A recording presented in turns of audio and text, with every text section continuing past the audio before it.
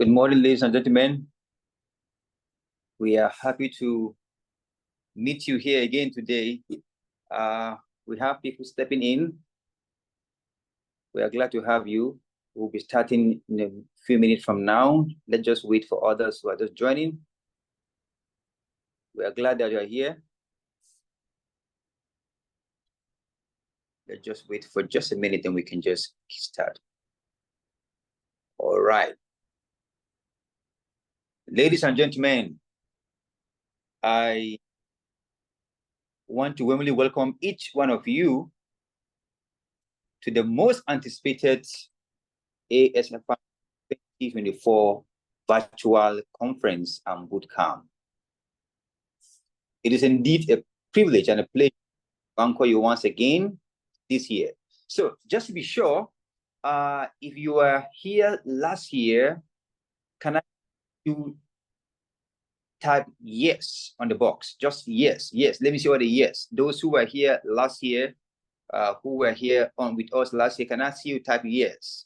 We'll have to be engaging to be sure that you're here with us. Glad, great, fantastic. I can begin to see the yes coming. Let me see all the yes, yes, all the yeses, all the yeses. Wow, wow, wow, fantastic. I'm glad to see that a good number of people here were here last year. Reflect in our last year's ASFI conference, we can agree, you can agree with me that it was splendid, it was impressive, it was brilliant, it was superb, it was magnificent. Indeed, the energy and the engagement were so remarkable that none of us wanted to even leave after the farewell. That to tell you that it was awesome. So for those who are here for the just plan to be here, because I tell you, you will learn, you will unlearn, and you will relearn. You will gain from new perspective that can drive your growth and transformation. So I say, congratulations on making it here today. You are indeed where your mind will be blown by experience. So I don't want to take much of you because we have a length of program from now to the end of it. Please grab your seat and sit down, because I tell you, you indeed ride and jot, because what you hear will blow your mind. So congratulations for making it today. You are in the right place. But without much ado, let's get started by the opening ceremony. And I want to invite upstage Dr. Vera Otiende. She is our Assembly Vice President for Event and Conference, and as well the chair for today. Dr. Vera, please be on board and let's hear you.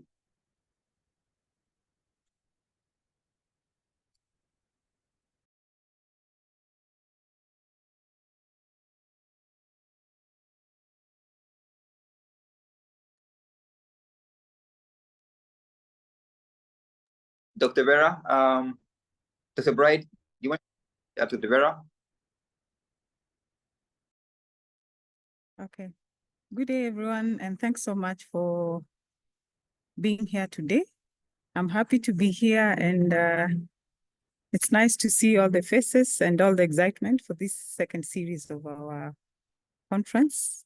Take this opportunity to first and foremost welcome you all and to appreciate the gift of life that God has given us, which is priority for us to make it to this particular day. I'll take a minute to very quickly read my speech just to welcome you and make you feel very comfortable to this event. Most importantly, to appreciate that we have another opportunity and also we have another chance to be able to meet and discuss matters that concern us here in Africa and matters that we as Africans can be able to solve for as long as we get to be together. And so my speech, I'll read it. Good morning, everyone. It's an honor to welcome you to the second annual ASFI Virtual Conference and Bootcamp. As your Vice President for the conference and event, I'm filled with excitement and anticipation to see what this gathering of brilliant minds will accomplish. This season, our theme, Revolutionizing Perspectives, Unleashing Innovation in African Research, is not just a slogan. It's a clarion call to action. It's a demand to challenge the status quo, to question conventional wisdom, and to embrace radical new ideas. Africa, a continent rich in history, culture, and natural resources, is on the other cusp of a new era, an era defined by innovation, technology, and sustainable development. To fully realize this potential, we must invest in research and development. We must nurture a generation of young, talented researchers who are passionate about solving Africa's most pressing challenges. This particular conference is more than just an academic gathering. It's a catalyst for change. It's a platform for sharing knowledge, fostering collaboration, and inspiring future generations of African researchers. We will delve into a wide range of topics, from climate change and renewable energy to artificial intelligence and biotechnology. Our bootcamp is designed to equip you with the practical skills and knowledge you need to succeed in today's fast-paced research environment. From data analysis and scientific writing to grant proposal development, consideration, we've got you covered. This conference is more than just about the intellectual exchange. It's about building relationships, forging partnerships, and creating a sense of community. It's about inspiring each other and motivating one another to reach new heights. So let's make the most of this opportunity. Let's engage in thought-provoking discussions, challenge our assumptions, and embrace new perspectives. Let's work together to build a better future for Africa. Thank you and welcome to the second annual ASFI Virtual Conference and Bootcamp. Thank you very much.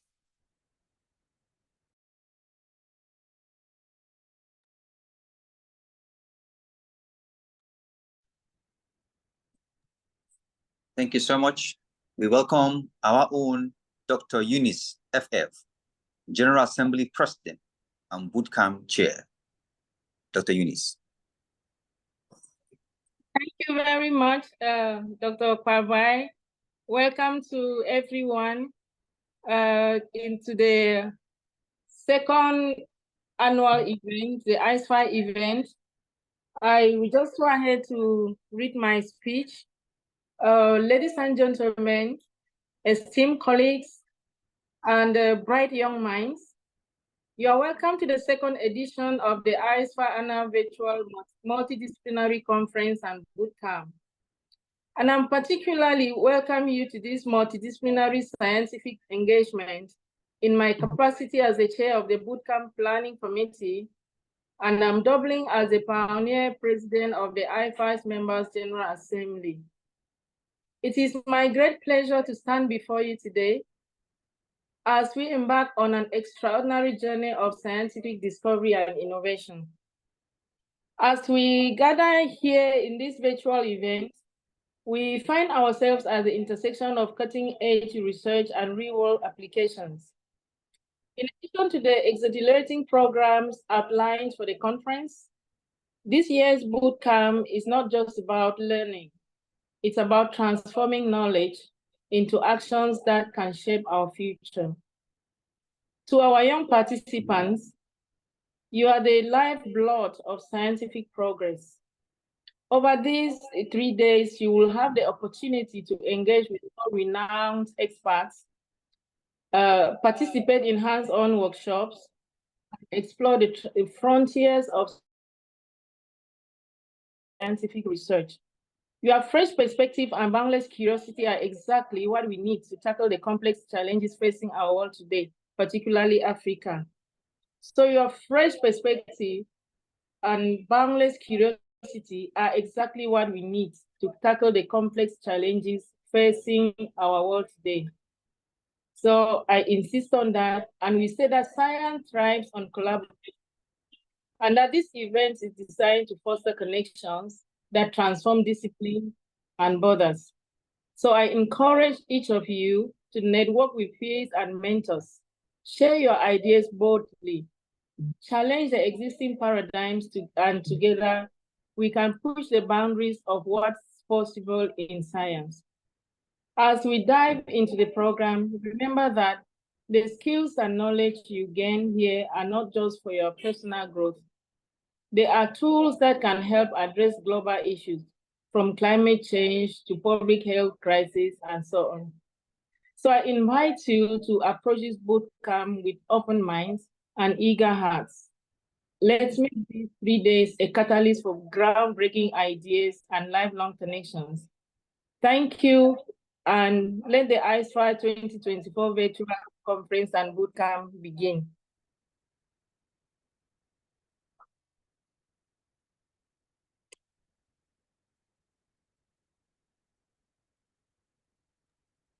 Thank you so much, our own president. Thank you so much. Up next is our own founder, Professor Bright Umaru, founder and executive director, for opening remark. All right. Thank you very much, Dr. Kwabai. Good morning, everyone, ladies and gentlemen, colleagues, from wherever you are joining from.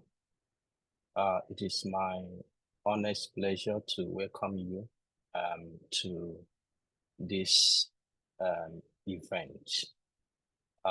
As the anchor of the program, Dr. Jerry Kwabai said it is highly anticipated. And the reason is that we have worked hard over the last 1 year because we started immediately after we ended last year to plan for this. And these 3 days, we're going to see the results of our labor. So I welcome you. I welcome you. I will share my screen and make a short presentation to highlight the reason why we're here this morning. So I just wanted to show my face now so that those who have not seen me before can see me and take note of my face. But let me just share my slides and then I will switch off my video. All right, so I welcome you in any language you are familiar with across Africa. Welcome. As the anchor has said, I believe that these 3 days we surpassed the 3 days we had last year. As we ended last year, we didn't have the motivation to leave because it was like we have met for ages. All right. So I believe that many good stories will come out of this meeting today. But why are we here?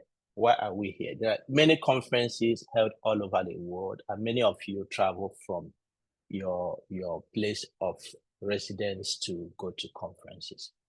So do we need a new conference again? Well, you will find out by the time we finish these 3 days whether this was worth the effort. But just to quickly highlight to you, I have shown this statistics many times for more than 4 years now, and I will not stop showing it. And the reason is that until the stories begin to change. But the fact is that our continent, Africa, remains a baby to the world. In almost every facet of development, or any indicator used to measure development. This is scientific output. All right, you can see where Africa is. Some of the reasons may be perhaps there are no reliable data to use to plot these graphs, or there are the outputs are quite abysmal. All right, so you look at research and development, researchers per 1 million people versus GDP, and you can see that African countries are far behind every other country from other regions. All right, if you go deeper into research and development, the story remains the same. All right, so Africa's productivity and indicators of societal development are far behind where other societies are. But one thing that is important to note is that research productivity is linearly correlated with societal development. And what that points is that for science and scientists, your role in the society is very critical. Okay, it's very critical. There is no society, at least in recent history, well, we can go as far back as we can, that has developed without the intentional contribution of science. It has not happened, and I'm not sure it's going to happen. All right. So it is important for us to know, so that as a people, while we continue to depend on our politicians, our fathers, those who are there, many who have no clue of how societies develop, we should be aware as researchers, scientists, academicians, that the future of any society is in the hand of scientists. So no wonder if you compare our productivity in science and research to our level of development, you have no surprise there, because they are correlated, meaning that the higher the scientific productivity of a society, the more the society can develop.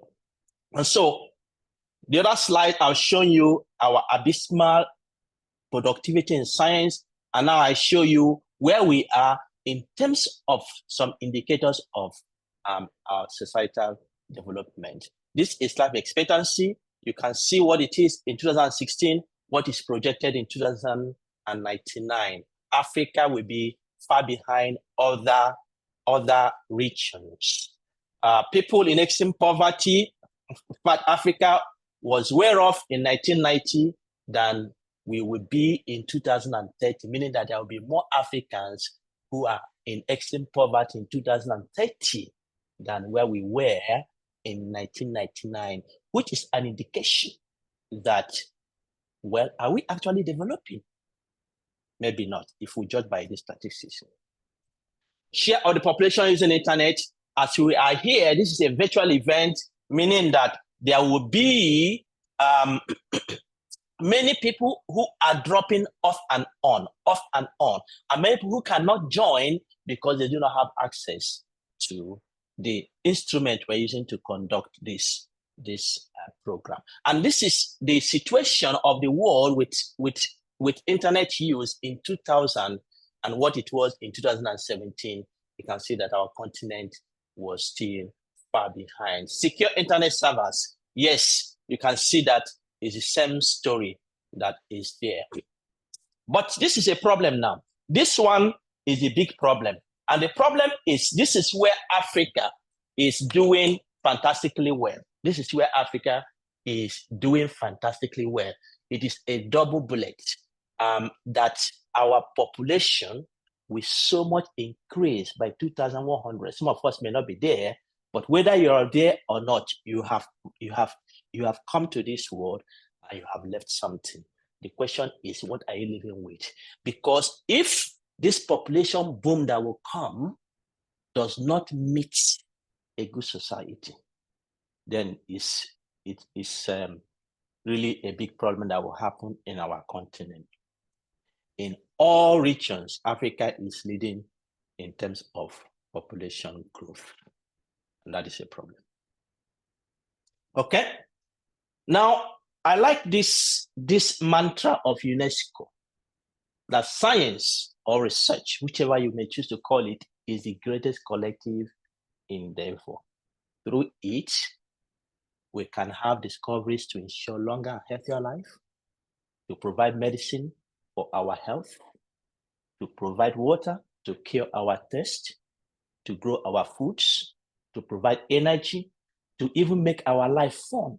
And they ended by saying that science or research must respond to societal needs and global challenges. If all we do, you enter a career, you want to be a researcher, does not translate to these basic needs of humanity, then it means that it is not achieving its purpose.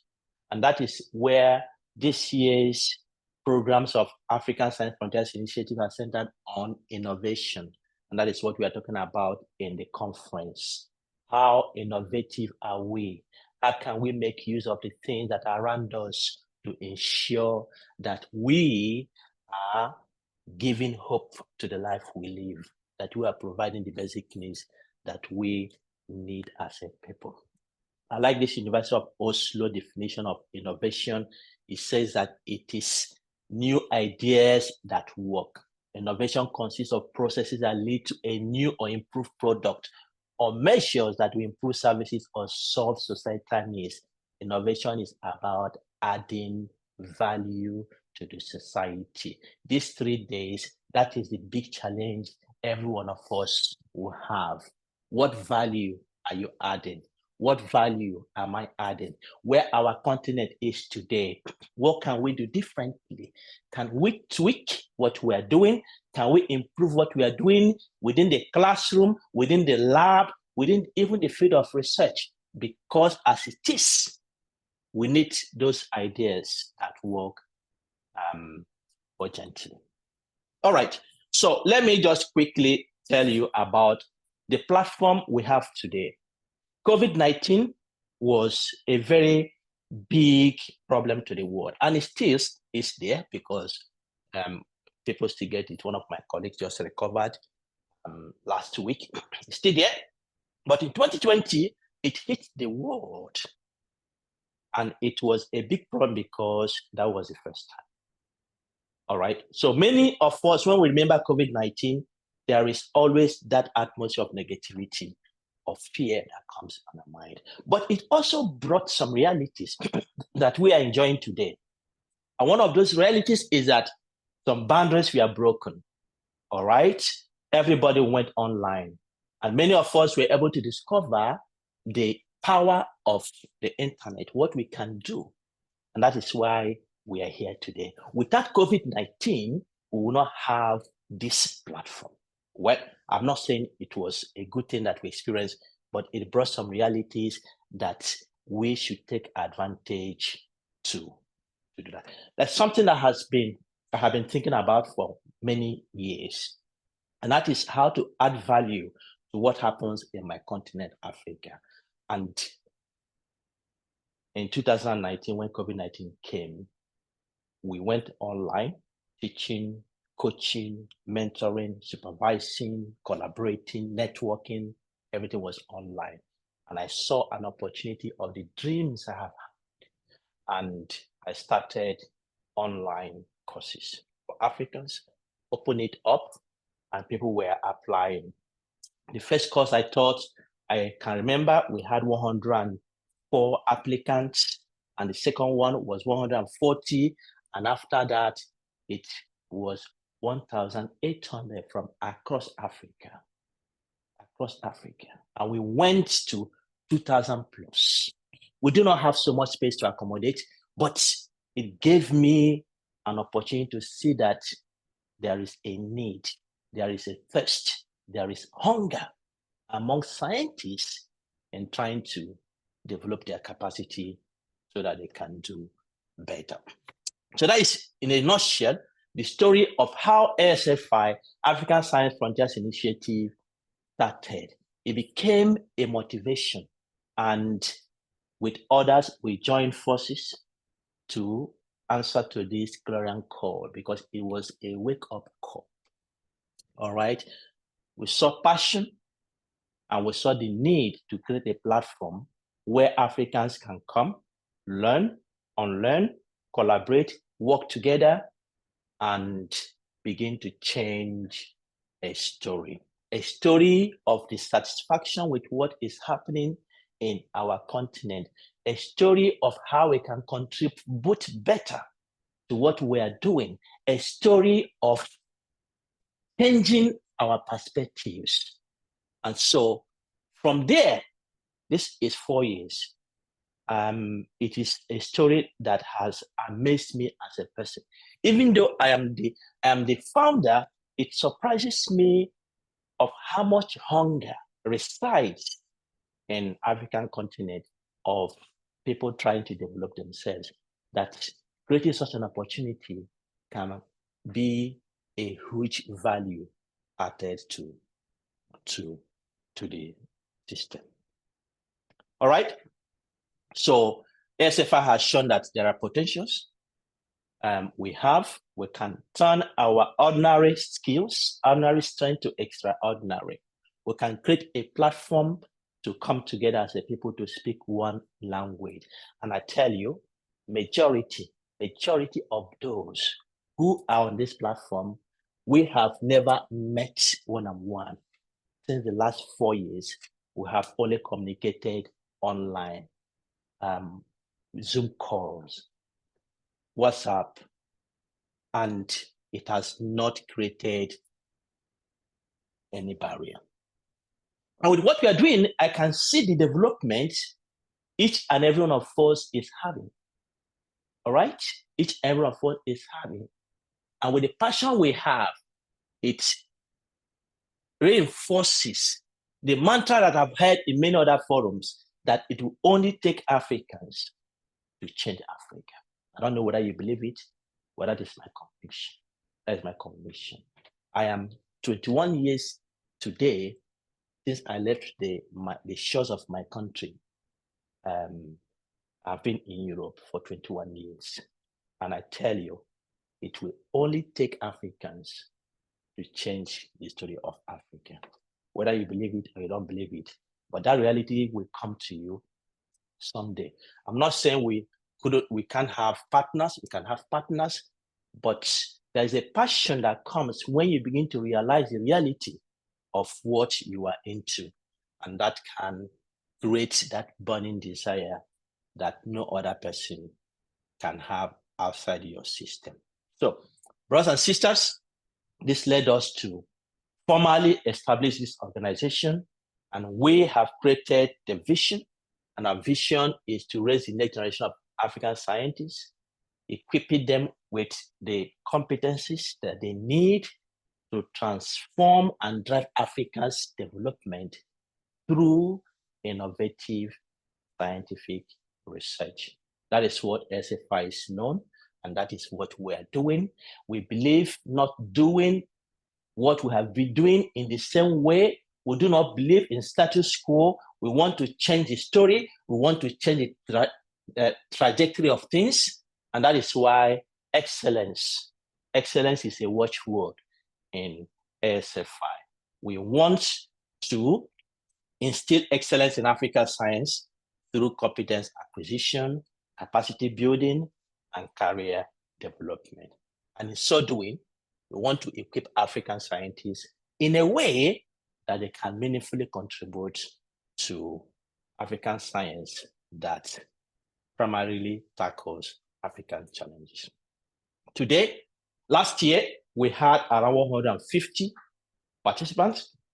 I envisage that will be up to 300 because actually our email list of those who have registered for this conference is about 600. Okay, so plus or minus, at least 300 people should be gracing this occasion today. So what can we not achieve if we desire? With 300 men and women, what can we not achieve? ASFI is a story that we can. And yes, we can. We can begin to take our continent in the right trajectory. 2023 gave us that reality that we can develop confidence. We can develop confidence and move as one people. And I believe with that confidence, no mountain that we cannot cross. So, ladies and gentlemen, colleagues, brothers and sisters, I invite you to relax and enjoy every bit of programs we have outlined for these 3 days. It is really packed, all right, from keynotes, to panel discussions, to workshops in the afternoons, to oral and poster presentations, group projects, career stories, and so on and so forth. It is packed, and I invite you to join us as we take these 3 days and get something out of it that we will take further in our career. So I welcome everyone and thank you all for the effort you have made, especially the keynote speakers who have joined us today, and the panel discussants who will be joining us tomorrow, the bootcamp facilitators, the moderators and rapporteurs, the ASFI presenters, the conference committees, the bootcamp committees, our event anchors, and of course, my colleagues who have worked night and day, Dr. Emma Sop and Dr. Ajibola Oladejo. Thank you very much for coming. And I believe that these 3 days will be wonderful for every one of us. I hand over. Thank you.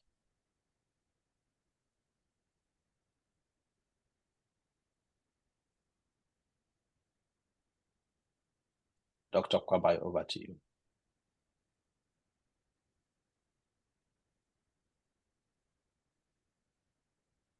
Is Dr. Kwabai here? Thank you. Otherwise, thank you all right. for your welcome. While we wait for Dr. Kwabai, I am going to do my my welcome speech as the president of the ASFI General Assembly.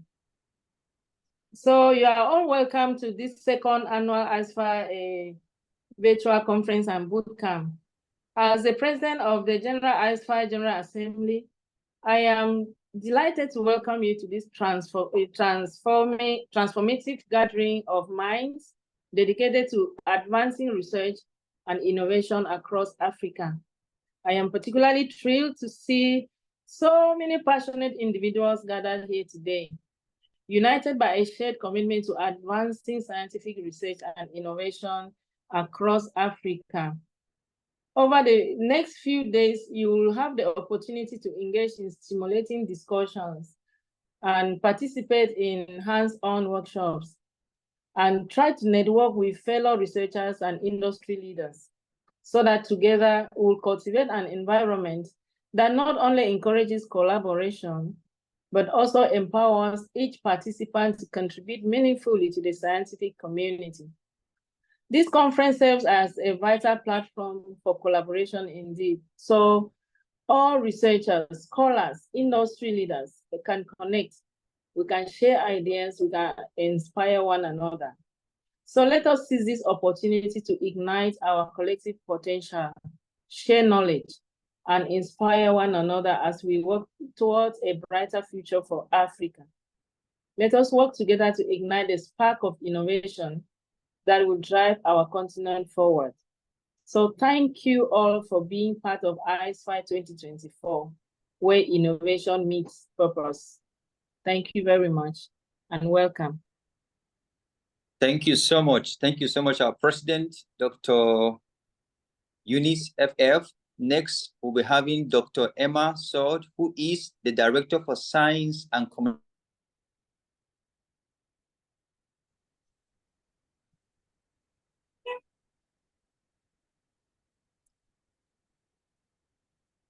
Dr. Emma, are you here? Yes. Thank you, Jerry. Hello, everyone. My name is Iman Sobh. I am Associate Professor of Chest Diseases at Al-Azhar University, Egypt, and Taiba University, Saudi Arabia. I am the Director of Science and Communication for African Science Frontiers Initiatives. It's my pleasure to welcome you all here today for the second, and I hope everyone will utilize their opportunity to learn, communicate, and collaborate. As Prof. Bright said, that all of us didn't meet before, all our communication are virtual, but this is opportunity to achieve our dreams for improving our community and situation of research and science for African development. ASFI is working more than 4 years today, and as a NGO, a non-for-profit organization, and we have several activities that open opportunity for everyone to communicate and work together. ASFI is a place where you learn how to do multidisciplinary research and also to communicate with people from several disciplines that you don't have communication before and work together. we have several activities that some of them are working annually and repeated.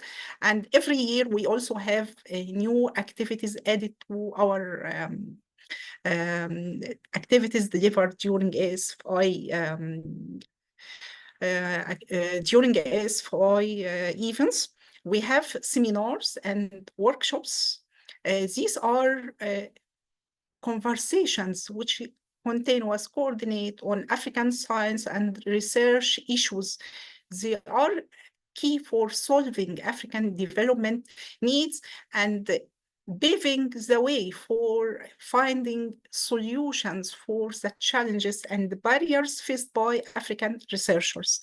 We also have hands-on courses like scientific research methods, capacity building and career development, science leadership and art of supervision, science communication. We have a mentoring program which is unique for ASFI. The mentoring program here is a place where you learn how to do science, and also you have career mentoring and career development activities.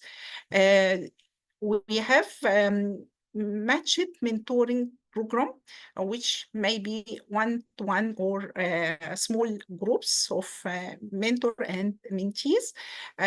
This to mentor young African scientists into world-class scientific leaders. We have also some research activities related to science and research in Africa and African development. We worked on survey on research funding in Africa and university industry partnership in Africa. We have also research misconduct and several research projects are ongoing. Please, next. This year we delivered science seminar series. Our theme was related to innovation, and we have several sessions and discussions about innovation, how they work, how to avoid issues related to pitfalls related to innovation. And also we showed case of some innovative projects and activities ongoing in Africa, which most of them are led by young researchers, and some of them already present to the market and need some dissemination to improve their situation and also to give them some visibility. Next. We have also Dr. Nawar Research Tips and Tricks, which is a monthly research clinic and discussing issues relating to research tips and tricks, and also it is a hands-on. I think it is a training more than just a discussion or talk. And during these sessions, we have discussed several issues like passion, like curiosity, failure, and patience, and creativity, networking and collaboration activity, persistence, and how to be a good scientist and how to avoid issues related to research misconduct. Next. This year we have a new program which is mainly social but also have a scientific background. It is ASFI Tea Time. We delivered 2 sessions of ASFI Tea Time, and it was a good opportunity for communication and discussions on AI issues, and also some important hot topics related to African development. Next. We deliver courses, hands-on training, most of them about 40 hours of classroom work and several hours of homework behind the scene. These courses included reproducibility in scientific research, systematic reviews, and the meta-analysis, which is one of the most popular courses, research quality, productivity, and impact, and principles and strategies for data analysis. We have art of scientific writing and publishing, and all of these courses include group work, projects, and also participation in publication, mentoring to continue the project. And after the project, some of them have also participated in other ASFI activities or invited a call for new research. The systematic review and the meta-analysis course was the most popular one, as I said, and we hope we will repeat it soon. Okay, next. As you know, last year during the conference, we launched the ASFI Scholar. ASFI Scholar is a platform for communication and collaboration for African researchers. The platform already launched. We hope we will utilize ASFI Scholar more during 2025. But for all of you, please, we invite you to go to the platform, sign up, and also explore. You can find connections with other researchers, and please put some of your activities and achievements there.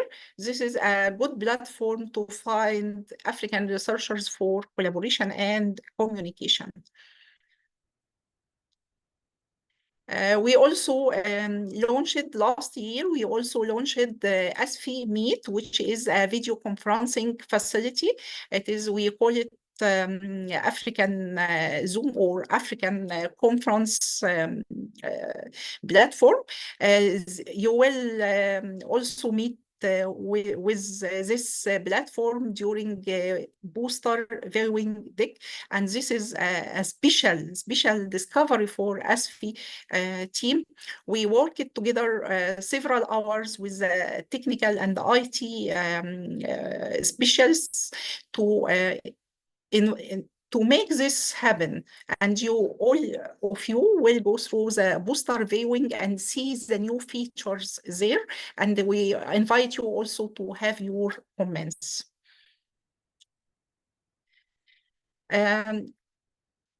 And this is the fruit of our work this year, the African Science Frontiers Initiative Research Journal, or ASFI-RJ. We have published first issue, and also the 2023 conference supplement, and we will publish 2024 conference supplement.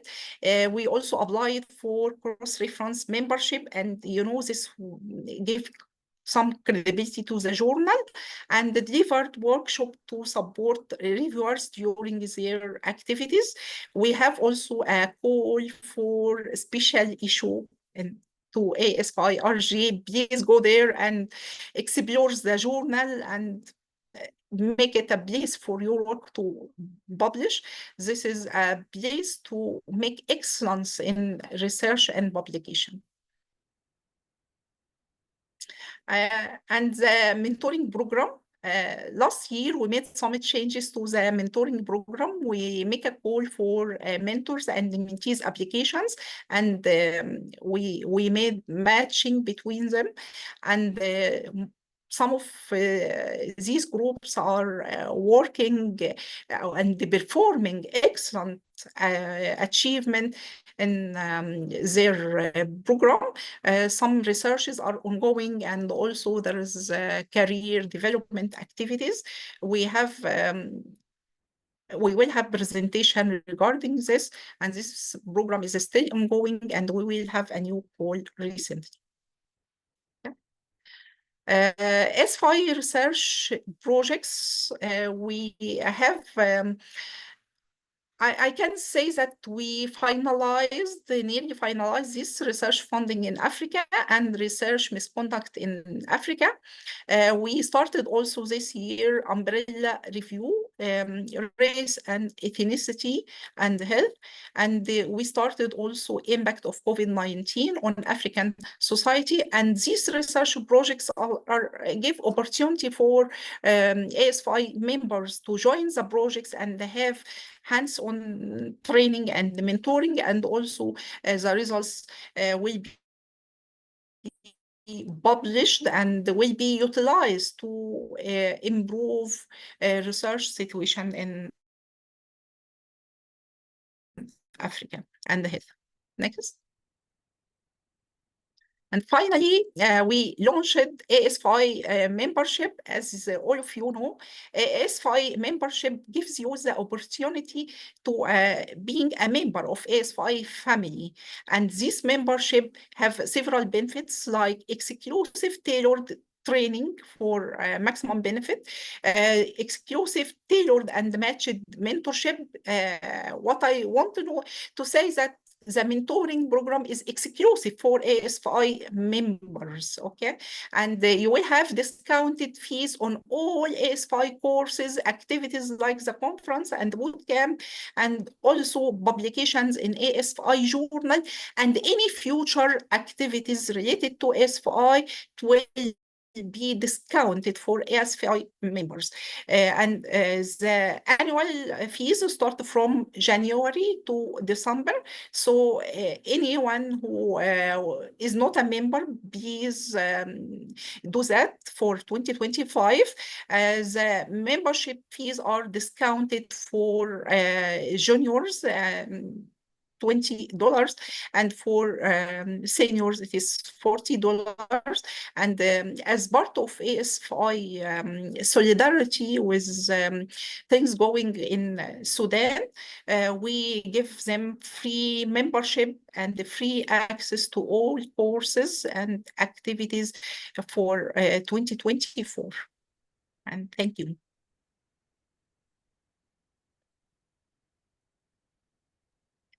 This is last thing, the annual conference. Keep tuned for 2025. Thank you. Okay, thank you so much, Prof. Iman. Thank you. And let me quickly go on to welcome everyone once again, and also to introduce the conference and also how it's going to go about. My name is Dr. Ajibalola Dejo, and I'm the Director of Administration of ASFI. And it is with great joy that I welcome you once again. I'm sure that you must have received so many welcome today. So for the 3 days of the conference, from Tuesday, Wednesday, Thursday, the event starts 8 a.m. sharp, and that is in GMT. So please convert this time to your local time. And also the bootcamp, conference and bootcamp will be ending at 3:40 p.m. GMT, also on these 3 days. That's from Tuesday, Wednesdays, and Thursdays. And of course, you know that this program is divided into two. We have the conference section and the bootcamp section. So the conference section is always before lunch, and that is around 8 a.m. GMT to about 12 GMT thereabout. So it depends on how we can manage the time. And once we go for our lunch break is usually for 20 to 30 minutes. That's immediately after the conference section. Then we are going to return for the bootcamp section after the lunch. And of course, the subcommittee leader of the bootcamp will be coming on very shortly after our oral presentation to really tell us much about the bootcamp session. And I'm sure that we are all going to enjoy this particular important section. And also, please, I want to also let everyone know to please rename yourself with your first name and your last name so that you are properly addressed, and in case you need to speak, you are properly called upon to speak on.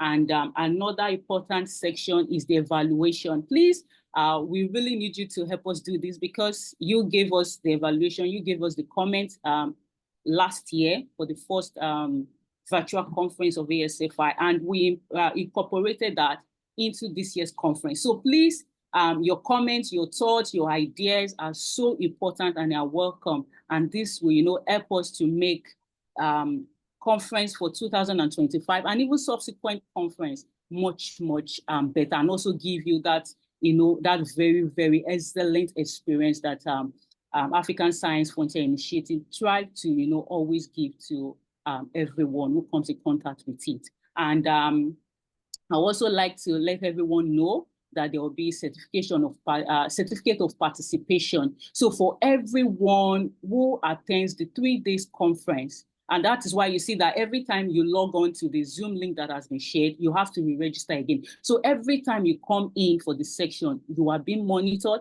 and your attendance is taken. So for everyone who fully participates all throughout the conference section, because the Zoom has always been scheduled, has always been organized in such a way that the timing is also taken care of. So we know the duration that each person, stays in the conference. So all this would really be incorporated together to issue you the certificate. And of course, the certificate is for all categories of participants, whether you're the speaker, facilitators, for everyone, even for the best awards and prizes. And then, of course, what is a conference without prizes and awards? So in this conference, there will be prizes and awards for all categories. So we have the different categories, the oral categories. So we'll be having the first, second, and third best oral presentation. We'll also have that for the poster presentation, and also for the bootcamp session. Oh, I don't want to really tell you about all that, so that I just want to, keep you in suspense. So another important award that we'll be giving out is that, of course, Professor Iman mentioned it. This year, ASFI launched its own research journal. And we have, issued out the maiden edition. And out of this maiden edition, we have collated, no, not really collated, but it has been assessed. All papers that have been published in the maiden edition has been assessed. So now we have the first best ASFRJ paper, the second best paper, and the third best paper. So all of these categories of prizes would be awarded. And of course, please, I want to implore you to, use this opportunity to introduce yourself. We are in the conference, and this is the time for us, to get to know one another, to meet one another. So please introduce yourself using the chat box. Tell us where you are from, your country, your affiliations, your research interests. And of course, we are here to network, to collaborate, and to network. So please do not miss this chance and do not miss this opportunity whereby, African Science Frontier Initiative has brought Africans from all over the continent together. So please make good use of this opportunity, network, collaborate, and connect. And once again, I welcome you and have a very, very pleasant conference for Tuesday, Wednesday, Thursdays. Thank you so much. Thank you. Thank you so much, Dr. Ajibola. Again, she's the Director for Administration. Up next, we'll be inviting one of us, Dr. Lali. Please come on board and let's have our guest speaker introduce. Thank you, Program Director. Can you hear me, colleagues? Right, Clyde and Claire. Thank you very much. Greetings. Good morning, colleagues, ASFI members. It's my great pleasure to have been asked to come and introduce our first keynote speaker.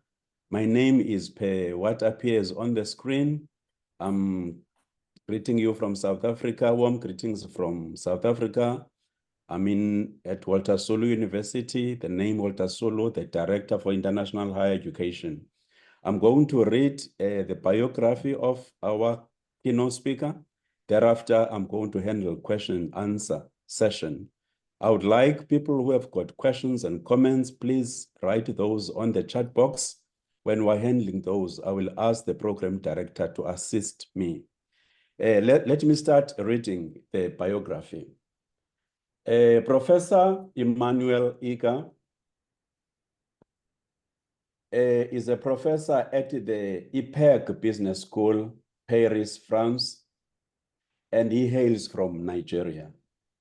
He holds a doctorate degree in economic geography and development planning from the University of Paris for Sorbonne, as well as an international Master of Business Administration from the International School of Management, Paris, New York, amongst others.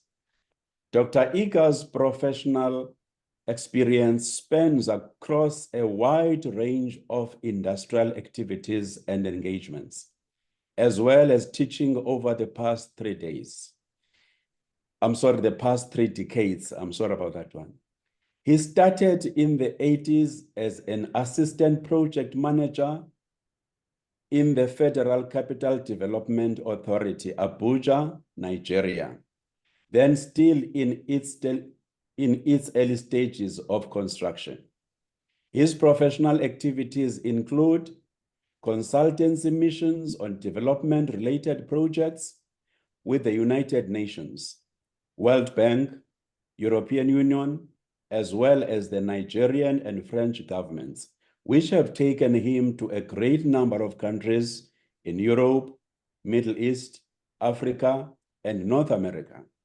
He played a key role as a senior manager in the Escravos gas to liquids project, a $9 billion gas transformation mega plant in Delta State in southern Nigeria, for which the local contractors involved bestowed on him the Bridge Builder Award in recognition of his achievement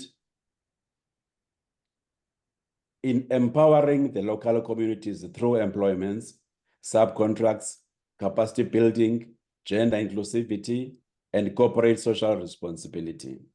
He is the editor of the Atlas of Nigeria, published for the federal government of Nigeria. He is also the publisher of the periodical compendium, Nigeria Handbook, Knowing Nigeria, which showcases Nigeria to investors, business leaders, academia, and administrators. Dr. Iga was conferred in 2001 with the French National Order of Merit Award for his outstanding professional achievements. Ladies and gentlemen, Professor Iga will be addressing us on the first keynote of this conference, and the keynote, the title is Unleashing Innovation in African Research. The time is now. Welcome, Prof. Iga. Welcome to ASFI 2024. We are greatly honored to have you here as our first keynote speaker. Over to you, sir. Thank you. Good morning, everybody, fellow researchers and academics. I can see this platform is full of prominent people. I think I have rarely been into conferences like this, and this particular one is on Africa, in which we have such a high number of high-profile participants. And I'm very sure we're going to have a very productive cross-fertilization of ideas from this conference and draw conclusions that will be useful to the uplift of the African continent, particularly through research programs. I want to thank ASFI. I think I heard some people call it, ASFI. The founder, Professor Brighton Waru, called it ASFI. So there are different approaches to the name of ASFI. I'll call it just simply ASFI, and I want to thank ASFI for organizing this very high-level event. This is really of international standard. You can go to anywhere in the world. This event will stand as one of the best quality events you can find. And so concerning Africa, so it's not always all bad news and negative things that are coming from Africa. And this one in particularly, since ASFI or ASFI is based in Europe, let me say this is a structure that serves as a bridge between the global north and global south, between Europe and Africa, which we need, particularly in terms of developing our technology, which basically will require some kinds of partnerships with people that are ahead of us and who are willing to collaborate with Africa in a constructive way. All right, so my presentation, I really don't know how much time I will have, but I'll try to be as quick as possible. I may not be presenting everything that I've planned for because the morning is already well spent. But we will leave some time, I guess, for some interaction with the participants so we can develop further. Yes, Prof, you have up to 40 minutes, so you can use that as you want. Okay, Yeah. that comes as good information. It's good. Professor Bright Nwaru came up with a definition of innovation, I think from the University of Oslo. Yes, in Denmark, and that was quite interesting. And there was another approach to the definition of innovation that you may have seen in the abstract that I sent out, and which I would like us to share very quickly. And that comes from the University of Pittsburgh Innovation Institute. It defines invention, first of all, because we do focus only on innovation. Most of the time we say innovation. But actually we forget that it is two sides of the same coin with invention. They usually go hand in hand. And innovation is actually the second stage from invention. So the University of Strasbourg Innovation Institute defines, first of all, invention as the creation of something never seen before, most often involving a new technology, materials, or process. But an invention has only a potential value added. Otherwise, it remains invention if it doesn't move to the next stage. And which means the invention can be pure, maybe made for pure research, just to get some kind of fundamental research objective fulfilled, and you don't go further than that. But where we come to the definition by the University of Oslo and the one of the University of Pittsburgh converging is this value added. When innovation has value added, that it has been used to do something that is beneficial to people, then it becomes innovation. It becomes innovation. Otherwise, it just remains an invention. When the value added and the impact are proven in people's lives, then invention becomes innovation. Innovation, therefore, is an outcome that brings about significant change in gainful use, in terms of gainful use. Well, this is interesting, and we do see a lot of efforts being made to invent. We talk about inventions, and actually we mix up, but no problem about that, provided what we are talking about is an invention that has been put to use, maybe in bettering the conditions of the society. So let me now go to what I wanted actually to present at the beginning. Then I said, well, probably let's just, because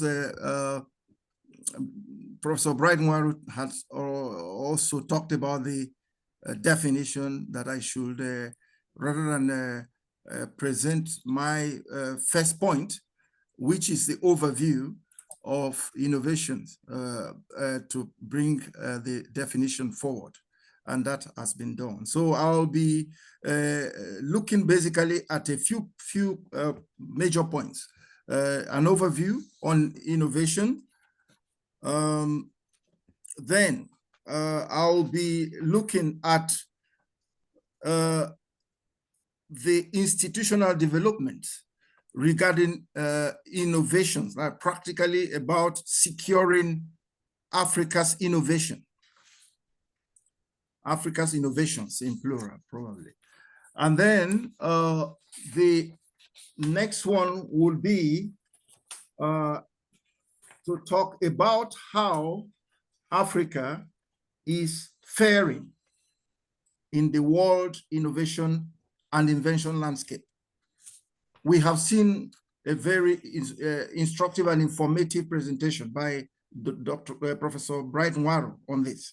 So I may not have to go into details in that. He has done, practically done my work that I was doing this morning for me, and done it very, very well. So that will be the next point. And then I will be looking also at the international best practices regarding invention and innovation management, right? And then I will conclude with the way forward for Africa, or what in my opinion, is the way forward. And there may be other ideas, and we can have discussions around that. Now, when I was preparing this work, I was very excited to think that probably the first innovation in mankind would be a trail back to the beginning of, practically the beginning of mankind, when the Homo erectus,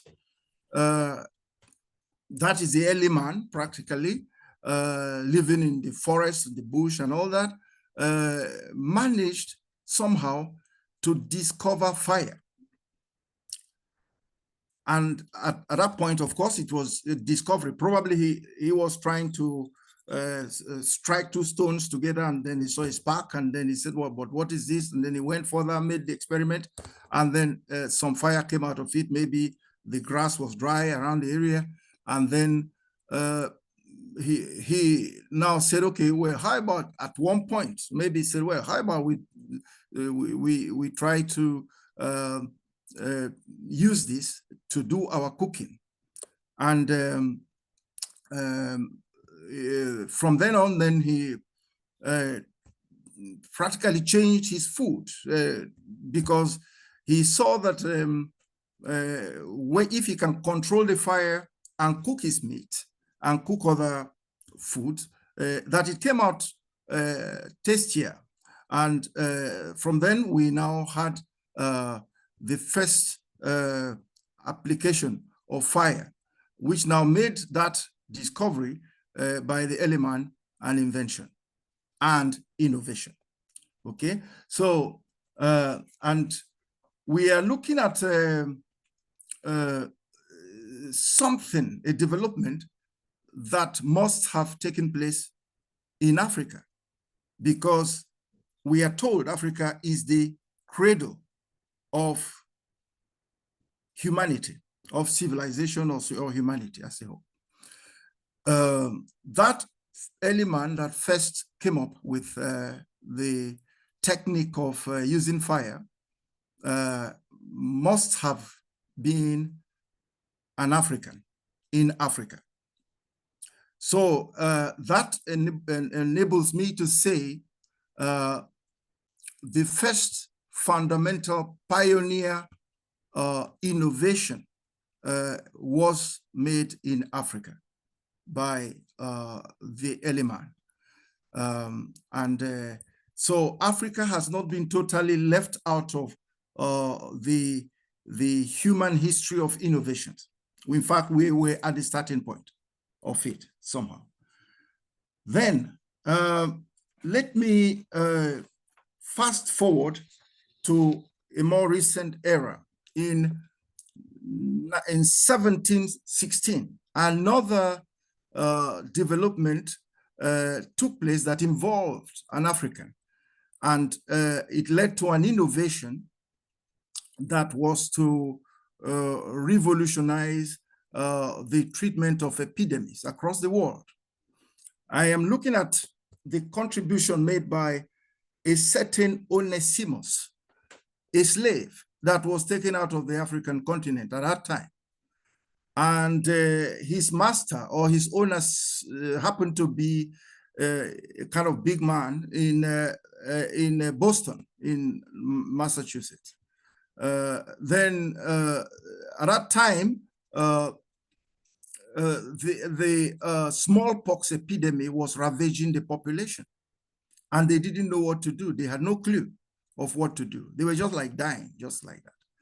And Onesimus came to his master and said, well, we have been through this kind of experience in Africa, of course, before he was brought to America. And we tried to resolve the problem, and we came up with something. We took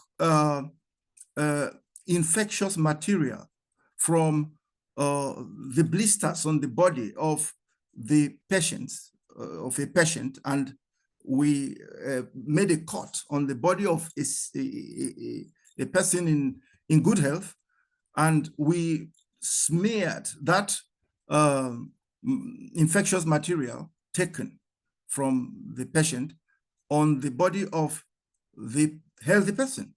And what we noticed was that that healthy person that received that protocol did not develop the epidemic that was in question at that time in Africa, where he was. And that was also smallpox. And he said, well, he himself unfortunately caught smallpox, but they used that same technique to kind of bring him back to good health. That technique, the experts call it a variolation technique. And so his master was very surprised and shocked by this method that he was talking about. But he managed to convince his master, and his master talked to some medical professionals there, and they gave it a try. And they saw that it actually worked. And then that protocol now was applied on a wide scale in Boston. And then they saw the prevalence of smallpox diminishing significantly until the epidemic was wiped out in Boston. Then at some point, a medical professional, a doctor of English origin, who worked on this method that they learned from Onesimus, tried to do some scientific work on it, and then to perfect it, kind of, and then he came up with what has become today's modern days vaccine, what they call vaccine today. So from there, well, this is something that is administered in a more scientific way, and it's produced at a large scale, and they can use it to tackle smallpox and other diseases or epidemics that came after that. So I think it was in 1980 that World Health Organization declared that the planet was practically free of smallpox. But when all this talk was going on, very few people remembered Onesimus. And I'm sure if any patents were given down the line, his name was not associated with any of them. But Onesimus was an African. So this is another major contribution of Africa to innovation, which was happening at a global scale. And from there, we have had all sorts of vaccines. The case of COVID-19 was mentioned in the earlier presentations, and it was through vaccines that it was brought under control. So that was the experience of Onesimus. We have other examples, of course. You have heard about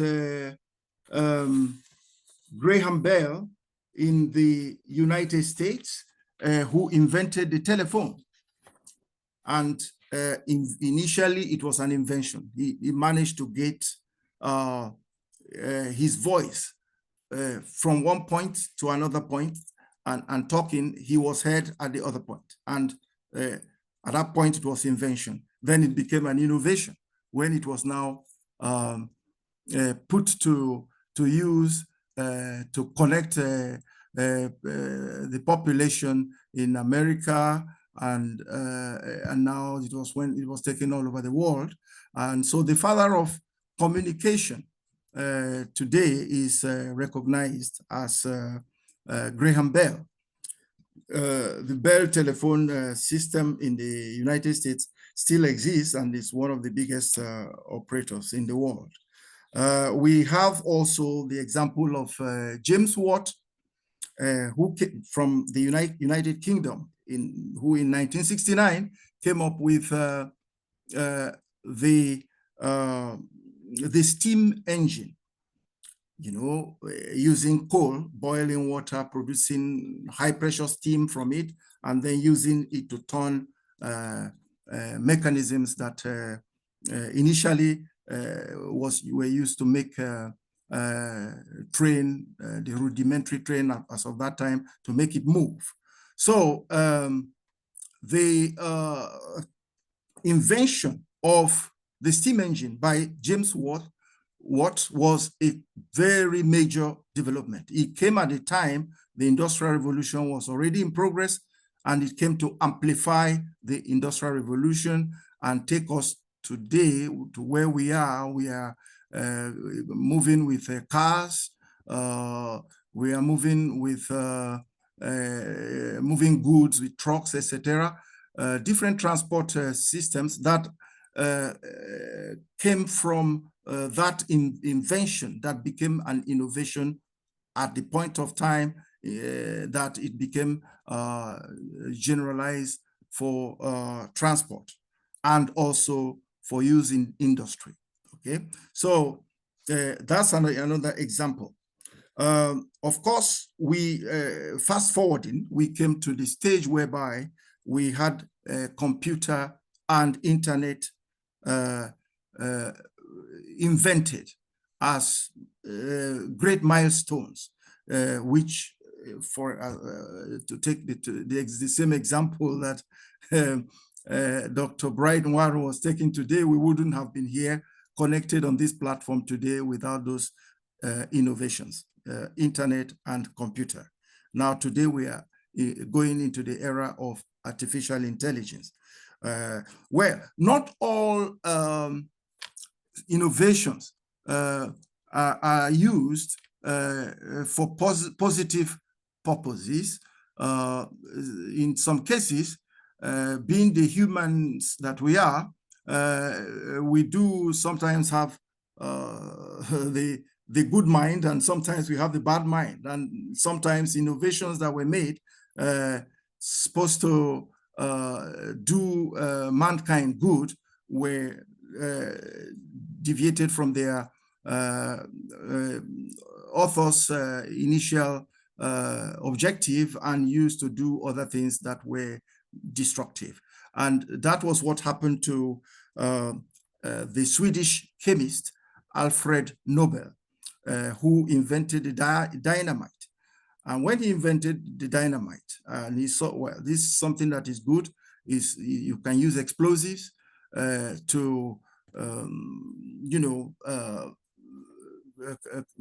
blow down hills or rocks or etc. that are given constituting obstacles to the construction of roads and things like that. And so you can use the dynamite to facilitate the construction of infrastructure.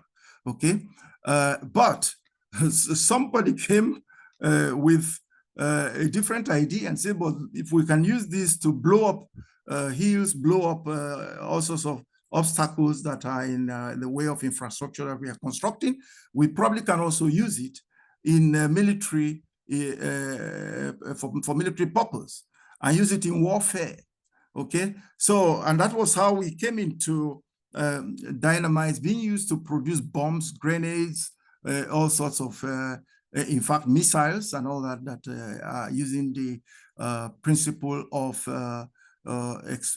explosives and dynamite. Okay, so, and that, in fact, Alfred Nobel was in his lifetime able to see the destructive use of his invention, his innovation. And he was very sad about it, according to the story. And that was one of the reasons that led him to set up a foundation to kind of atone for his, the regrets he had that something he innovated, brought to kind of help humans, has been turned into the purpose of destroying humans on different fronts. We've seen all wars, First World War, Second World War, and now we're having other wars like in Ukraine, Russia, etc., using weapons that are based on that simple principle. Not that simple though, because Alfred Nobel had to work it out. And so that was what brought into existence the Nobel Foundation and the Nobel Prize Awards. At least he did something to kind of compensate for what happened after his, the innovation he brought. So now let me go to the next point, which is about the institutions. Let me start by giving you my conclusion. Then I will do a little bit of development on it. My conclusion regarding the institutional preparedness of Africa in terms of innovation management. I think I can dare say that Africa has made tremendous progress. Africa seems to be institutionally sufficiently well organized at this point in time. But although they are still ramping up, but the key institutions are there. There are many countries that have, I'm talking about the protection of innovations, protection of inventions and innovations through copyright protections, the organizations involved in that. Many countries have their copyright organizations or intellectual property organization, to call it more precisely. I was privileged to have discussions with the intellectual property organization of Nigeria in Abuja at some point in time. When I did some publication, a book that they mentioned earlier on, and I saw how well organized they were. I think most countries in Africa have that kind of structure to protect the inventions coming from their countries. At the international level, we have the World Intellectual Property Organization, the WIPO, World Intellectual Property Organization, which is like somehow like the United Nations of intellectual property. Is a central coordinating organ, and many countries that have intellectual property institutions are affiliated to it. And many African countries have their intellectual property organizations affiliated to WIPO. And it is functioning well. It helps to develop cooperation and to fasten the recognition of inventions and innovations coming from Africa, for example, because when you have invented or innovated, it's sometimes very difficult to get it recognized as an invention, as an innovation. There are sometimes people say, no, well, we don't think it's an original production. It's not, you probably are not the first, etc. So you have to do a lot of work to get that recognition. So under the WIPO, the International World Intellectual Property Organization, that seems to be improving because Africa is very active in that organization. We have also at the continental level, the African Intellectual Property Organization, AIPO, the French call it Organisation Africaine de la Propriété Intellectuelle. Its capital is in Yaoundé in Cameroon, and it's also coordinating efforts to protect our inventions and innovations in Africa. The last one that we should mention at the African continental level is the regional organizations, the regional organization of intellectual property protection. And that is ARIPO, ARIPO, that is the African Regional Intellectual Property Organization. It's based in Zimbabwe, so that's very good. The AIPO is based in Cameroon, and then ARIPO is based in Zimbabwe. So that is very good. Now, I think I can say that Africa is well equipped to have its innovations and inventions properly protected. Now, having said that, how is Africa, that's the next point, how is Africa faring in the world innovation and invention landscape? That takes me to talk about the patents, because this is how you can measure the progress in inventions and innovations. You have to have a yardstick, and one of the yardsticks is how many inventions or innovations are coming out of the continent, how many are being patented. Some inventions come out, and then the whole process of trying to get them recognized, sometimes it's cumbersome, as I said.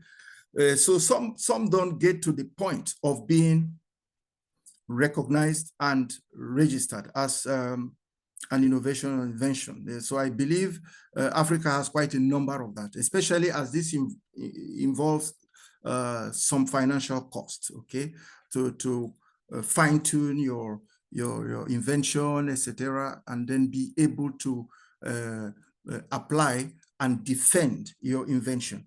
So, but we look at how Africa is trying to resolve that. If you look at that standard of the number of patents, I did mention some of them in the abstract that was sent out. Let me just go back on that abstract.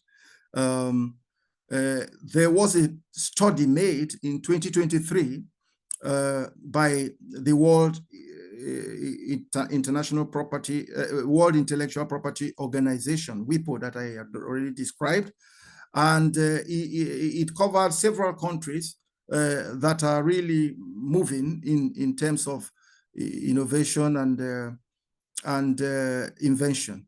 The country that came first in terms of the number of patents granted was South Africa in 2023, with just over 6,000 patents granted. Why I say just 6,000? 6,000 looks like a huge number, but now, well, that places South Africa in the 16th position in the world ranking.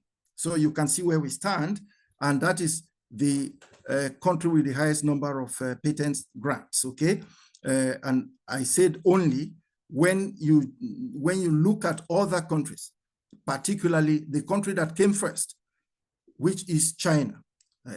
This probably doesn't come as a surprise. And China came first in the world ranking of granted patents, with almost 700,000 patents granted by 2023. That is just last year. Almost 700,000.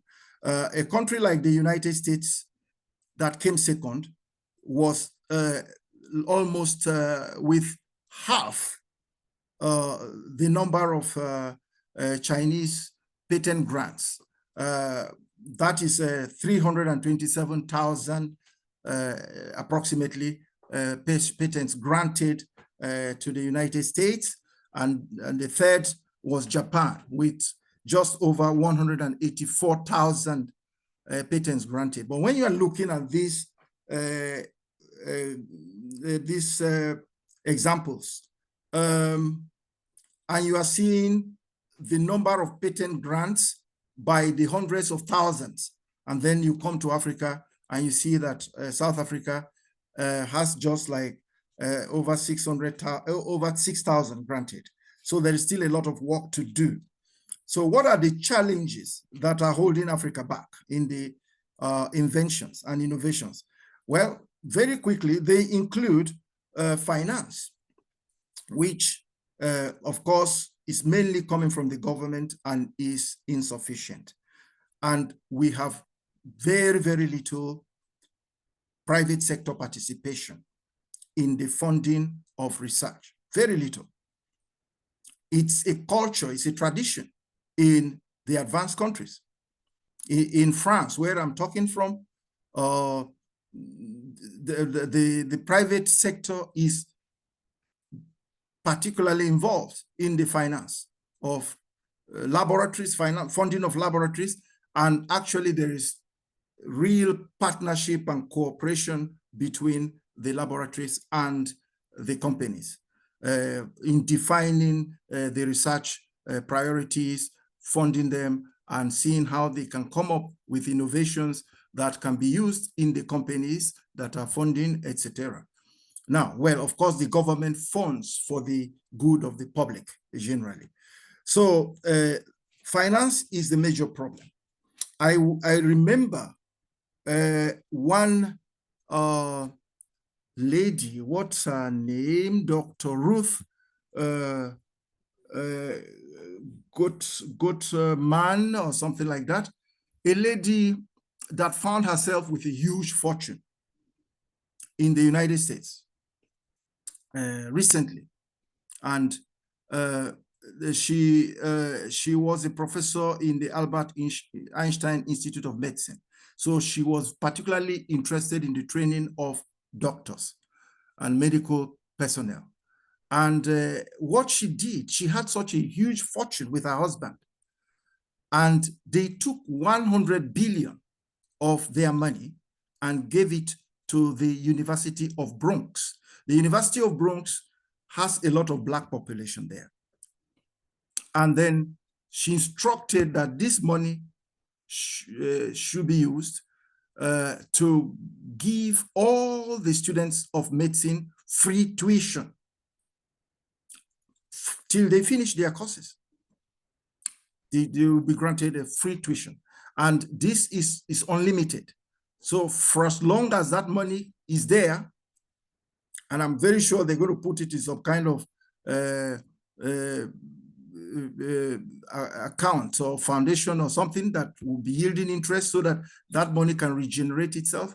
And when they announced it in the auditorium of that university, the big auditorium, there you could see the joy, the happiness of the students when they were just like, this is impossible. This is a miracle.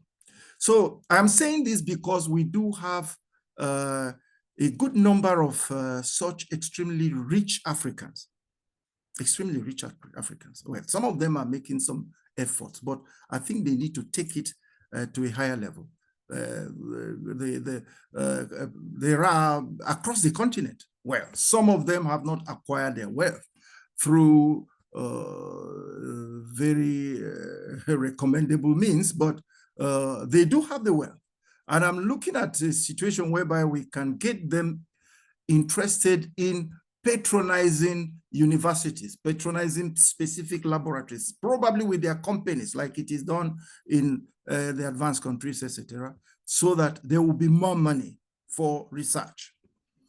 So that is the one aspect. The other part of the challenges we have is, of course, inadequate infrastructure. We have very few well-equipped laboratories in many African countries. Now, of course, this touches that issue of finance that we've just talked about. We have unreliable electricity supply, particularly in certain countries like Nigeria, where the country is not able to produce more than 500 megawatts or gigawatts of electricity for over 230 million people. I think a country like Egypt is making tremendous strides in this area. And South Africa, of course, is like practically able to cover its population's needs. So, but in many African countries, even in the Democratic Republic of Congo, where they have the barrage of Inga, what they call the barrage d'Inga, that is the Inga waterfall, Inga Dam, that they say can actually supply the entire Africa. Because of insecurity and instability, they are not able to meet their demands. And that is a main issue. When talked about finance and talked about inadequate infrastructure and all that, it comes to the situation of many African countries. We have too many wars taking place, and instead of the countries plowing their hardened wealth into education, science and all that, then they are using it to wage wars, buying weapons and all that, which is a shame in Africa. So then we do have insufficient cooperation amongst the research institutions and with institutions. No, the research institutions within Africa, I mean, there isn't sufficient intra-African cooperation, and there isn't sufficient cooperation with research centers in other parts of the world. Thank God, if I may, we have research organizations like ASFI doing tremendous job from far away Sweden, and with branches all over in Africa. So that's where we should be going. We have the other issue, the other challenge, an insufficient development of research hubs, incubators, accelerators of research and development. That is not enough. We don't have enough. And so that is, those are areas that we should be looking at. Now, since I see time going, let me come to the international best practice. International best practice, in fact, before I say that, well, all is not bad, all is not black in terms of achievements of Africa in innovation and achievements and inventions. So a lot is happening in the fintech area and in the communication field. African countries like Nigeria, Egypt, South Africa, Cameroon, Kenya, Democratic Republic of Congo, to mention these few, are particularly dynamic in innovations in these areas of fintech and communication. In Kenya, we had a recent example of a structure, joint venture structure being put in place between Kenyans and their main phone operator there, Vodafone, which they came together with Vodafone taking 40% of the holding, and then the Kenyans taken 60% to come up with a smartphone-based application called M-Pesa, which is used for quick transfer of monies for all sorts of transactions to pay and this and that, which fastens the business across the country. And now it has been spread out to other countries in the region and beyond. So it's really gaining ground. That is M-Pesa. Then international best practices. Well, one of the ways is for us to understudy what is going on in other parts of the world, which are probably more advanced than us. Sometimes there is no need to invent the wheel. And what the advanced parts of the world have done is to develop clusters. They've developed clusters, and in a country like France, they've developed what we call here the technopolises. They call it in French technopole.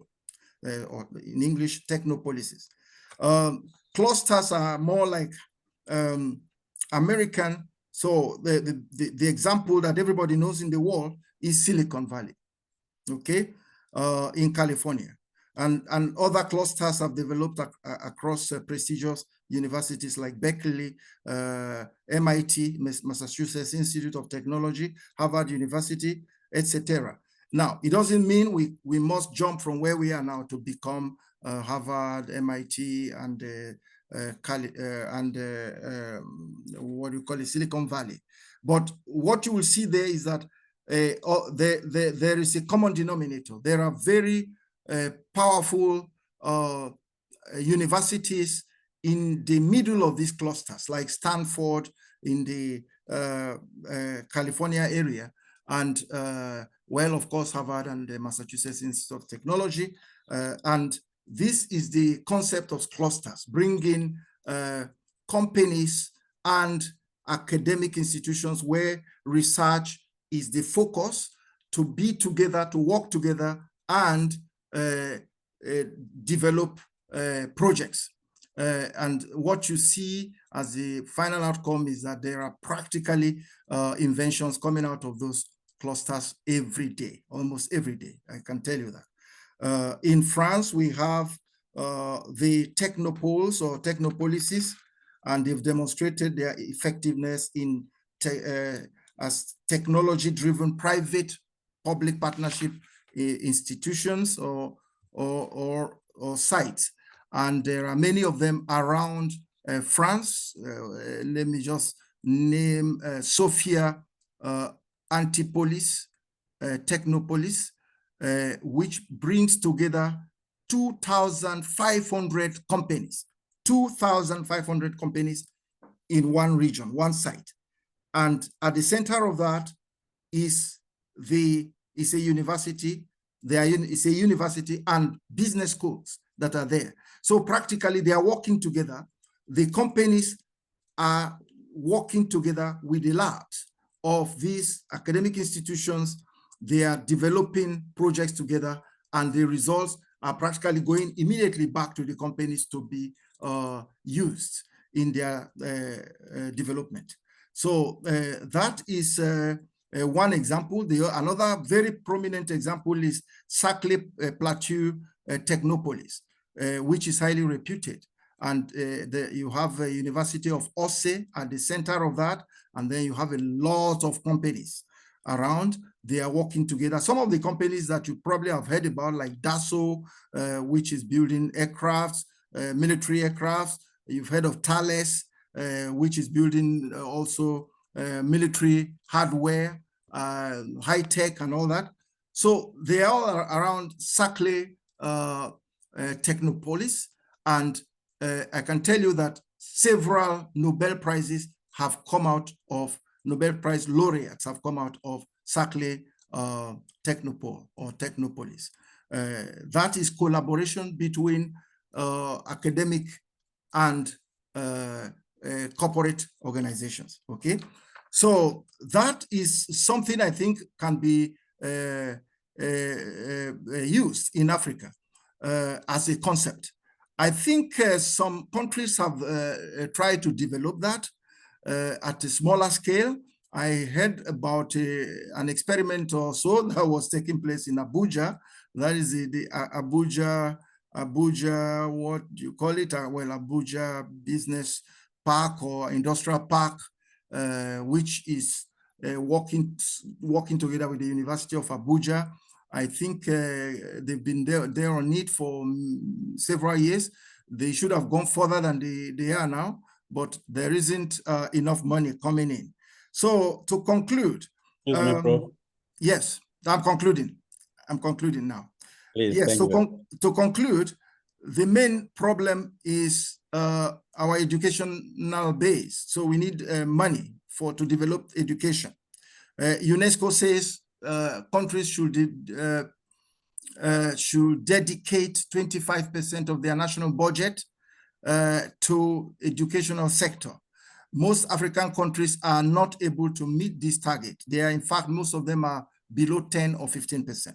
Nigeria, precisely, I found out last week, is not doing better than 6.3% of its budget being given to education. I found out about South Africa, they are somewhere about 18.5%. They are not yet meeting the target fixed by UNESCO. And when you talk of education, I want a focus to be placed on the STEM education. STEM is science, technology, engineering, and mathematics education. That is where we must be going now in Africa, if we want to revolutionize innovation in Africa. So my concluding statement, unleashing innovation in African research, the time is now. But in the real sense, the time should have been long ago. Why are we waiting till 2024 to say the time is now? The time should have been long ago. But however, the French say, mieux vaut tard que jamais. Translation, better late than never. Better late than never. So it's still good. We are thinking about doing something to ginger innovation and research in Africa.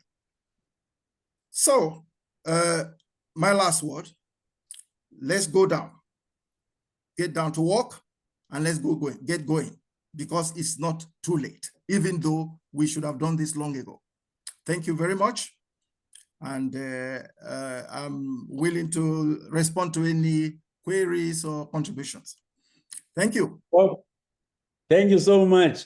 I'm so happy and fortunate that you and I are friends on One Africa initiatives. And I always enjoy what you post there and how we can engage what you are posting, especially around defending our identity as Africans. Colleagues, I believe you will all have noted what Prof said. I will just make a few remarks. I won't go into details because we're way beyond time. I just want to draw your attention to the fact that what I picked up as my take-home points from Prof's presentation, I summarized those on the chat box, and I summarized those in the form of questions. 5 take-home points, which I then summarize them as questions to us as researchers. I like the point that Prof introduced somewhere, that we need to build strong and resilient structures which need to defend our innovations and inventions, especially in the complexity of power relations and the politics of knowledge. Because the notion about Onesimus, who had his African experience and he could export it to USA, but now that idea was politicized and weaponized around the politics of knowledge, then relegated Onesimus and being an African into some kind of oblivious status. How do we revisit those discourses in a manner that we can defend our identities? And thank you so much that we have got ASFI as has been in place since 2021. This is the vision of ASFI. This is why we're doing this, Prof couldn't have much time because I could see that he's got more energy now towards the conclusion. How I wish he could have more time. Thanks a lot, Prof. Let me hand over to my boss, Prof. Wright, to make words of acknowledgement. Thank you very much, Prof. A round of applause again. Thank you very much. Yeah. Thank you. Yes, thank you. Thank you so much. Thank you so much, Dr. Valile, and then Prof. Manuel Eger. I am really humbled, first of all, that you accepted to make this presentation despite your very busy schedule. Like Dr. Valile said, I also met you at the One Africa Initiative, and the vision we have here is something that African Science Frontiers Initiative has. How do we restore our place in global reckoning? I am happy that your presentation was very basic. You used very simple languages, and then you took invention innovation to where it started, reminding us that this is not new to Africa. Africa has been in the business way even before other continents found their way. And I think your concluding part that we should have started yesterday, but it is better late than never. I think that is very motivational, that we can go back to where we used to be. Thank you very much. I think you have given us several points to reflect, and I am hopeful that we will call you again, and then you will respond positively to us. Thank you. Much appreciated. Thanks, Professor Wright. Nwaro. Thanks, Prof. Again, let me hand over now to the program director to lead us in terms of what's happening next. Over to you, program director. Thank you. All right. Thank you so much, Doc, for coordinating this. Once again, thank you to the Bright and our speaker, Professor Emmanuel Eger. Thank you so much once again. We're transiting to the second session, and I will be inviting Dr. Naburia Jessica to introduce our speaker on our next conference session. Thank you.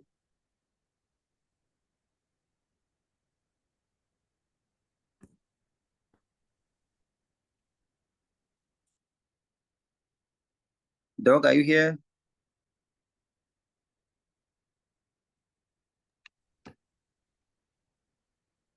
Let me try and see if I can just see. Give me one, She's here and she's unmuted. So, and I think I can see her video on as well. Okay. Yeah.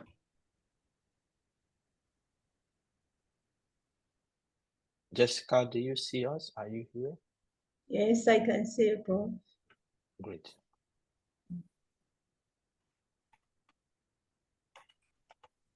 Good morning, good afternoon, and good evening, ladies and gentlemen, from the different parts of the continent, different parts of the world, participating in this memorable ASFI conference 2024. My name is Dr. Naburia Jessica from Gema University, Kampala, Uganda. Today is a memorable, special day. God has brought us together to share knowledge and experiences in an effort to address the challenges faced by our mother continent, Africa. As you all acknowledge that Africa lags behind in almost all aspects of life, as already shared by the previous discussants. Allow me, in our second keynote speech, we are privileged to share the experiences and expertise from Professor Vivian Besem-Ojong. Professor Vivian Besem-Ojong is the Dean and Head of the School of Social Sciences at the College of Humanities, University of KwaZulu-Natal, Durban, South Africa. Professor Ojong leads a number of departments, including anthropology, gender studies, sociology, social policy and development, public policy, political sciences, international relations, peace studies and conflict resolution, among others. Professor Vivian Besem Ojong holds a PhD in anthropology from the University of Zululand in South Africa. Professor Besem Ojong is the interim dean of research for the College of Humanities with general oversight on research management, innovation, and community engagement since 2023. As the interim dean of research, she implements policy and general research management for the entire college. She runs research enhancement workshops that address issues of important translatable. Professor Ojong chairs the committee at the college level, which evaluates various publications of staff in various categories, including books, book chapters, journal articles, and editorials to ensure that they meet the requirements. Professor Vivian Besem Ojong, at the same time, coordinates and has direct oversight over a suite of doctoral level compulsory modules rolled out in the College of Humanities at the University of KwaZulu-Natal.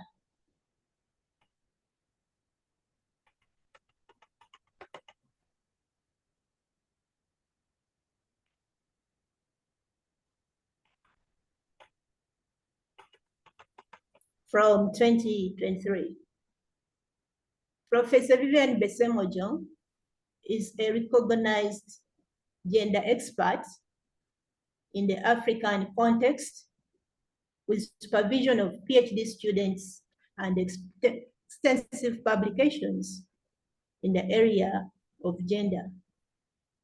Many postdoctoral students have been mentored with multiple publications of journal articles, books, and book chapters. Professor Vivian Besem Ojong has oversight over a new transatlantic cohort of internal doctoral candidates hosted by the University of KwaZulu-Natal in the new Memorandum of Understanding with the International University of the Caribbean, Jamaica. This program involves South Africans, internationals, as well as students from Sub-Saharan Africa. Professor Vivian Besem Ojong provides at the same time strategic positioning of African scholarships. She also provides strategic positioning of the centers within the school to ensure maximum research participation by steering the school towards good overall performance. With that worth of practical experience and expertise, Professor Vivian Besem Ojong is going to share with us knowledge in line with the topic,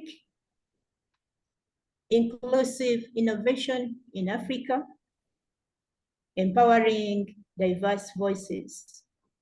The topic, I repeat, inclusive innovation in Africa, empowering diverse voices.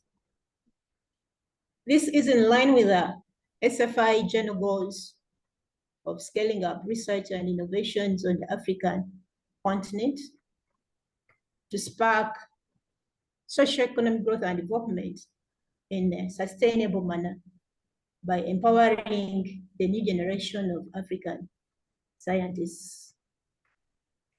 Ladies and gentlemen, please join me to welcome Professor Vivian Besem Ojong in the house.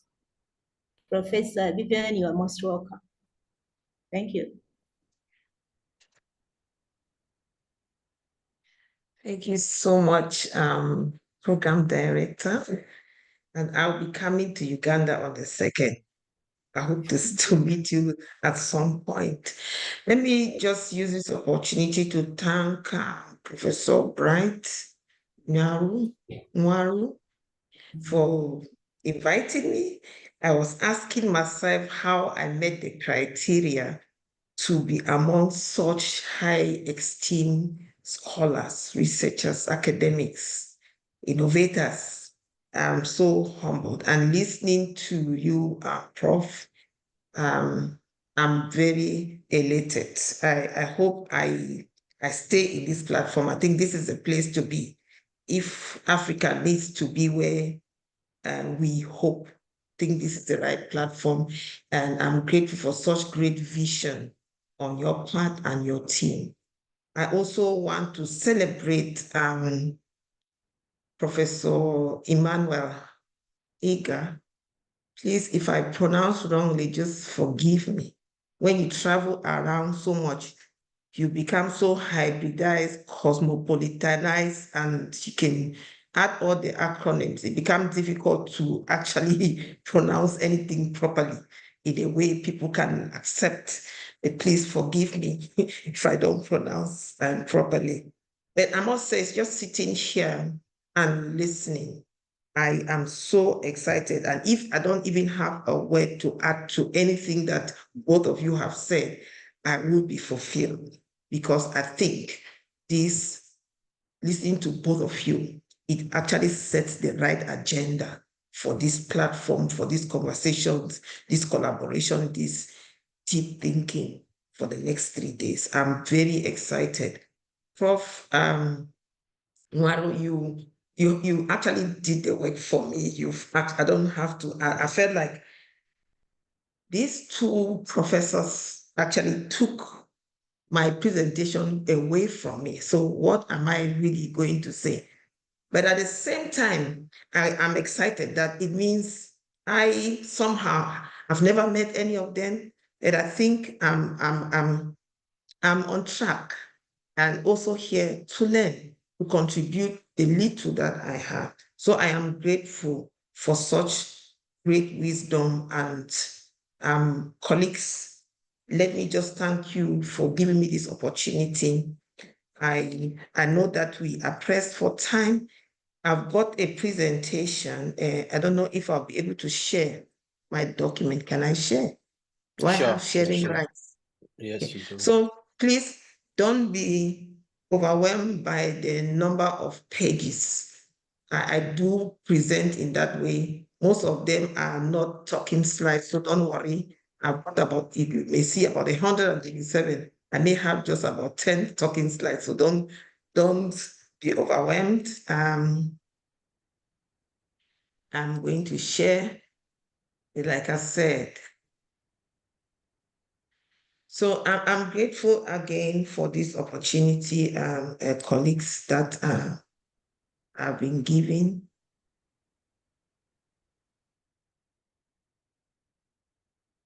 Let me, I'm not sure what happened.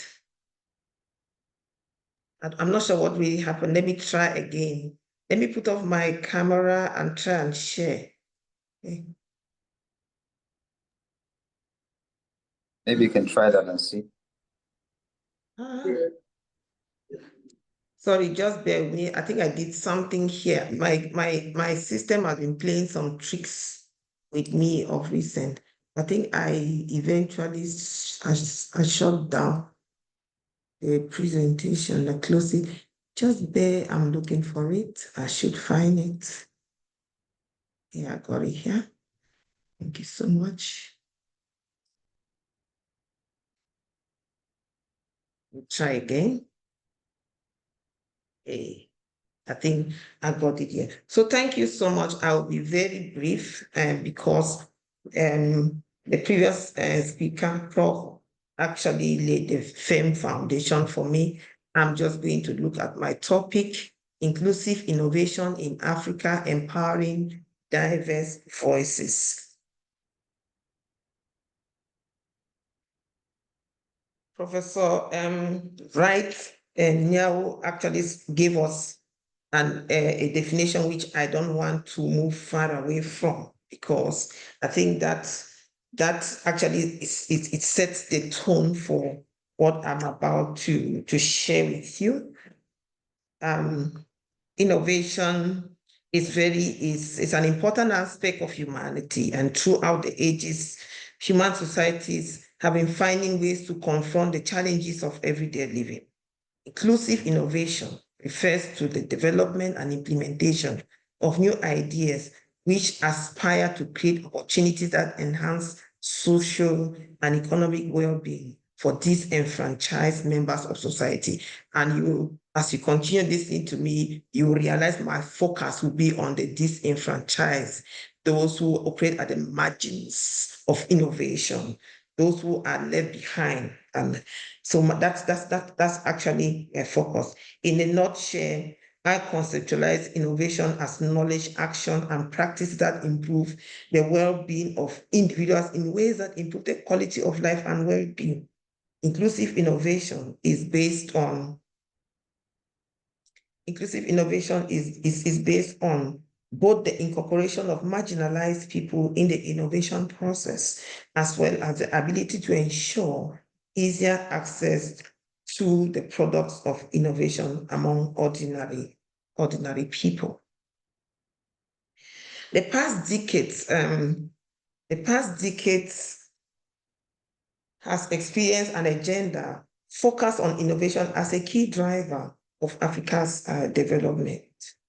We saw in the formulation of African Union's Commission Agenda 2063.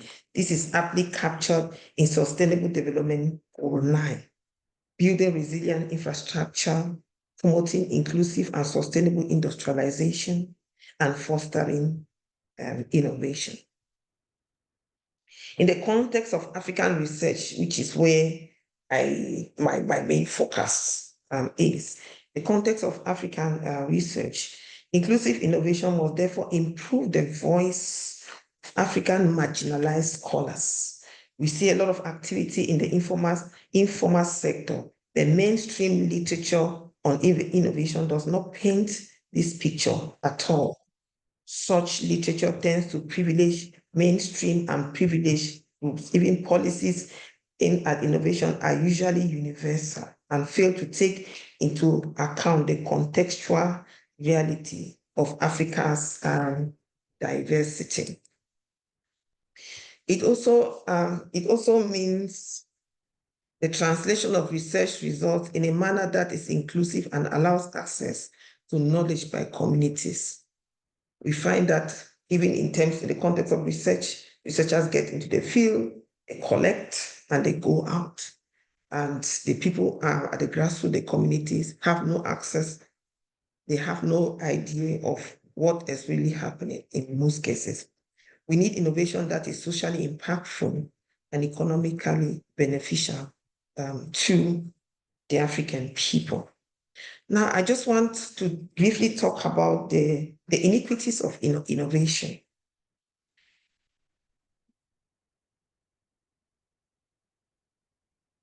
Innovation is often welcomed as an important driver of development.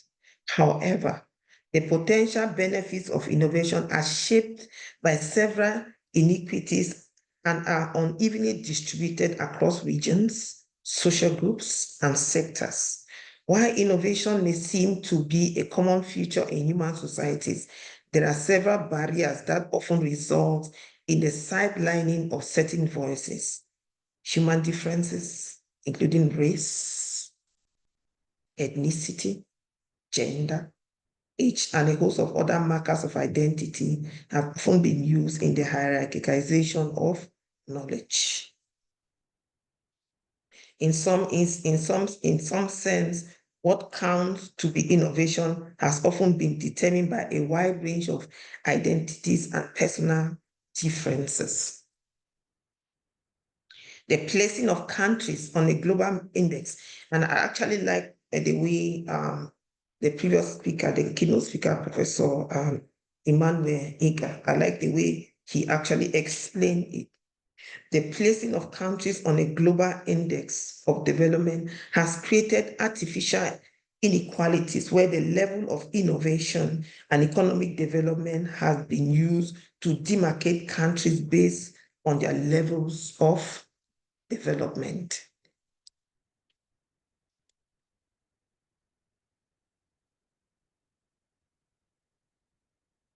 In the contemporary age, there has been the distinction between the developed and the developing countries.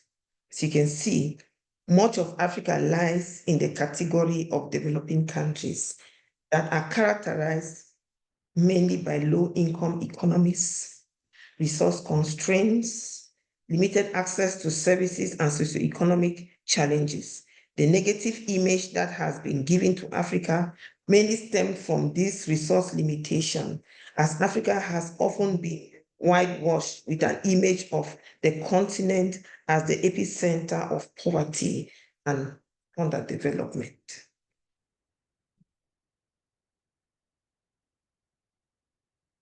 This has also resulted in the sidelining of African voices from important innovation platforms. We listen to the platforms as expressed there, but the way in which the well is placed on a global index makes it practically difficult for Africa to meet up with other countries in the North. While we acknowledge the existence of socioeconomic challenges in Africa, we also note that these needs are the very inspiration needed for human innovation. To adapt to different circumstances, Africa must continuously apply innovation to deal with the challenges besetting the continent.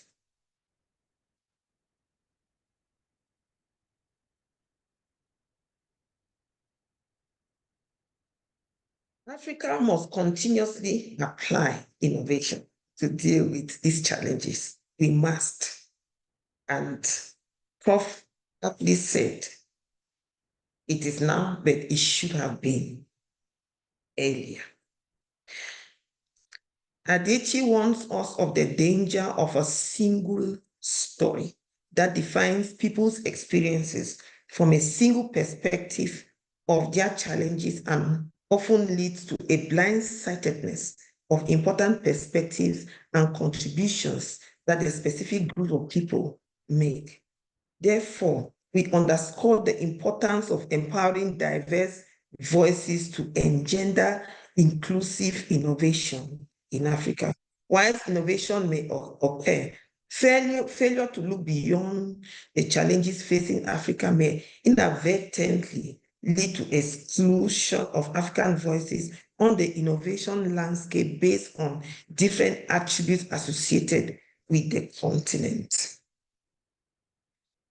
We see voices of women, voices of the poor, voices of the young people, and these voices are being sidelined and must be mainstreamed to ensure inclusivity in innovation.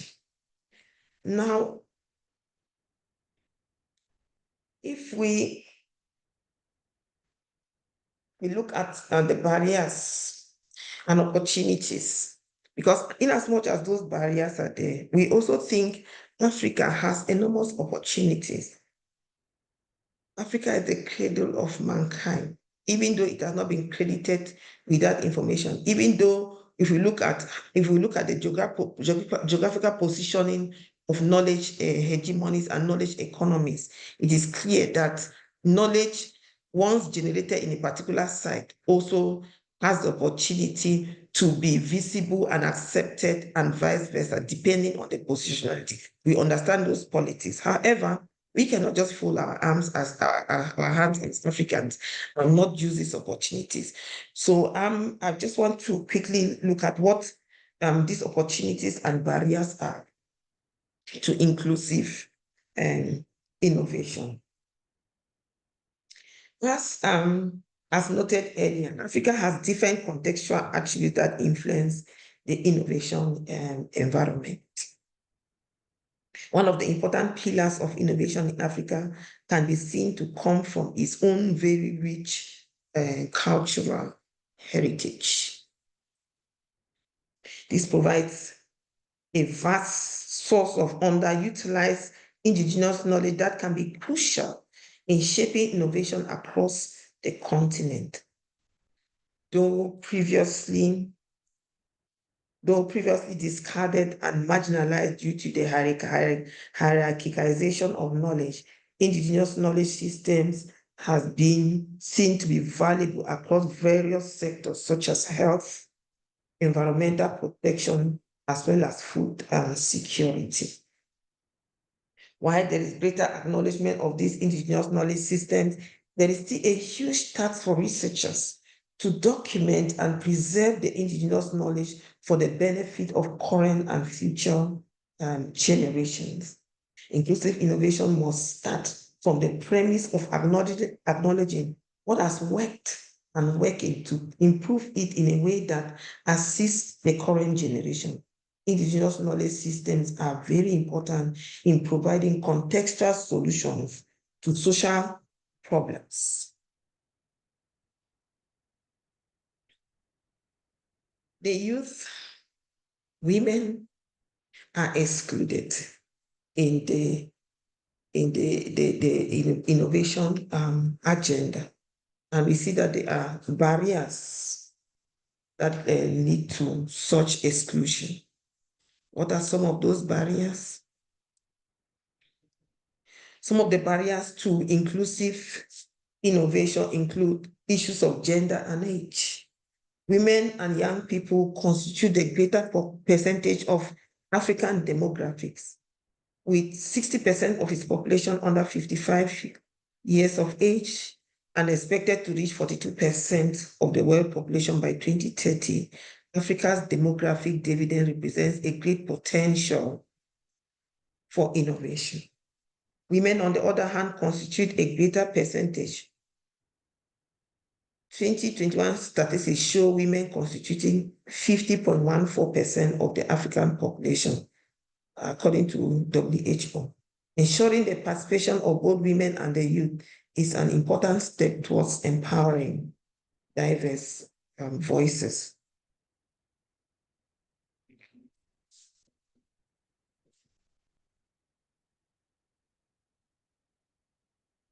While it is important to note the important platforms that Africa provides, there are several limitations that hinder inclusive innovation in Africa.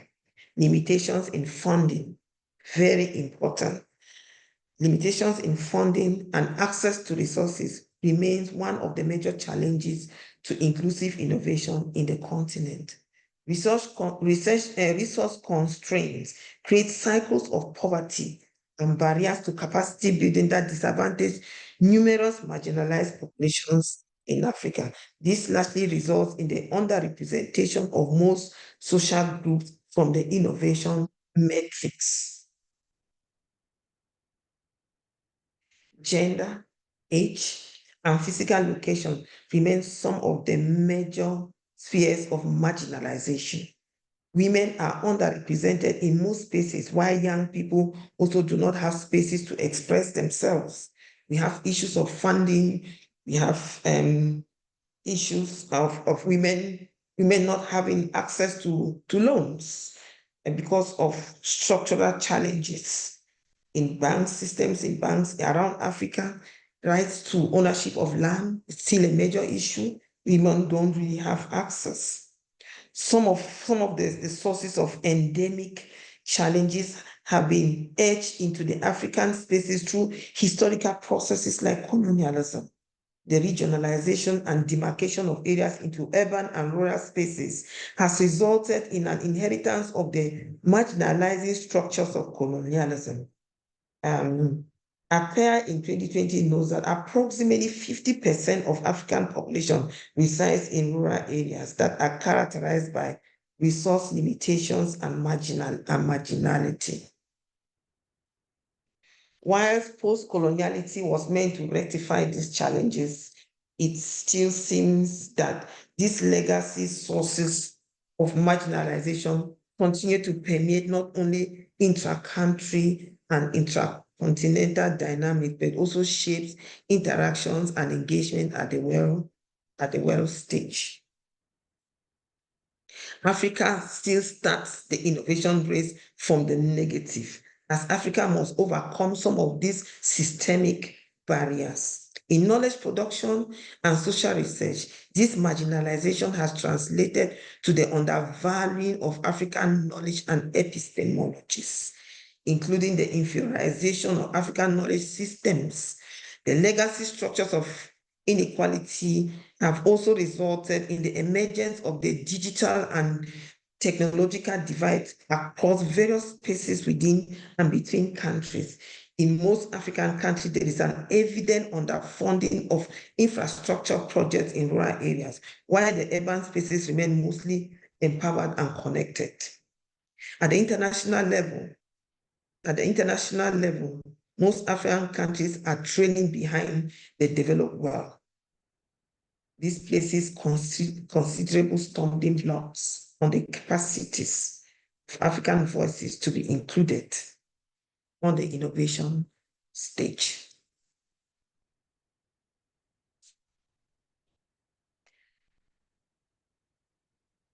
When we look at how important is it for us? How important is it for us to ensure that African voices are included? We now realize that it becomes important for innovation, for inclusive innovation in Africa, to be built upon the unique contextual dynamics that characterize Africa. We cannot just do a copy and paste. It's not going to work. It's not going to work. We have our own epistemologies. We need to go back to our own methodology. We need to go back to our own ways of viewing reality and engaging with an environment, and use that local knowledge, which is indigenous knowledge, to ensure that we continue to contribute, but not a copy and paste. The continent has several important opportunities for innovation. However, the success of innovation should be built upon inclusivity through ensuring that the multiple social groups are incorporated in the innovation drive. Collaboration, like my colleague said, cannot be emphasized.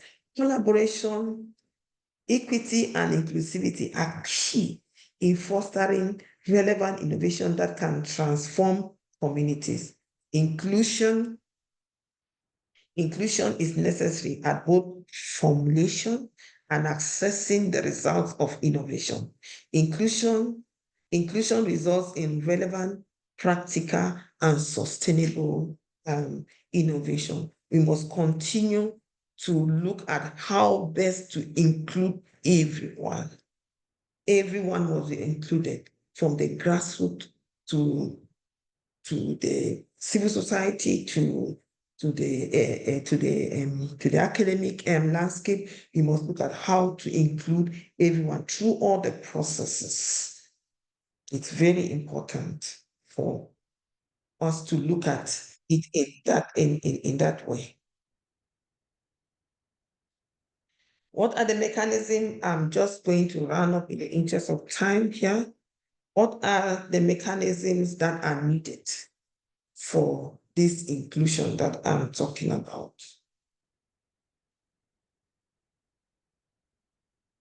Social research has much to offer in relation to inclusive innovation. There are two main approaches that I want to apply here. Firstly, inclusive in terms of the process by which it is achieved. And secondly, we need to look at it in terms of inclusive in terms of the problems and solution it is related to. So the adoption of methodologies such as participatory research are important mechanisms that can ensure co-creation of knowledge with marginalized voices. I'm going to end by looking at an approach that is adopted by Higgs and the colleagues, which is an inclusive ladder for innovation. And they focus on, I think, 6 dimensions of inclusion. How do we ensure that we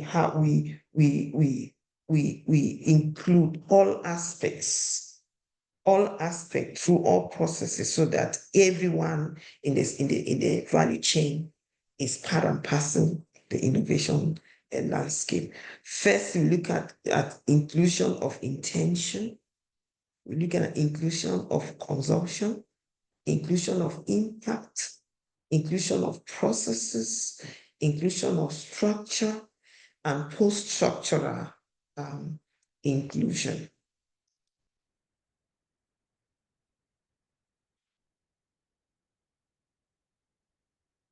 Moreover, there is a need for capacity building for marginalized people. While we are getting the entire community involved, we have to ensure that we put capacity building mechanisms in place.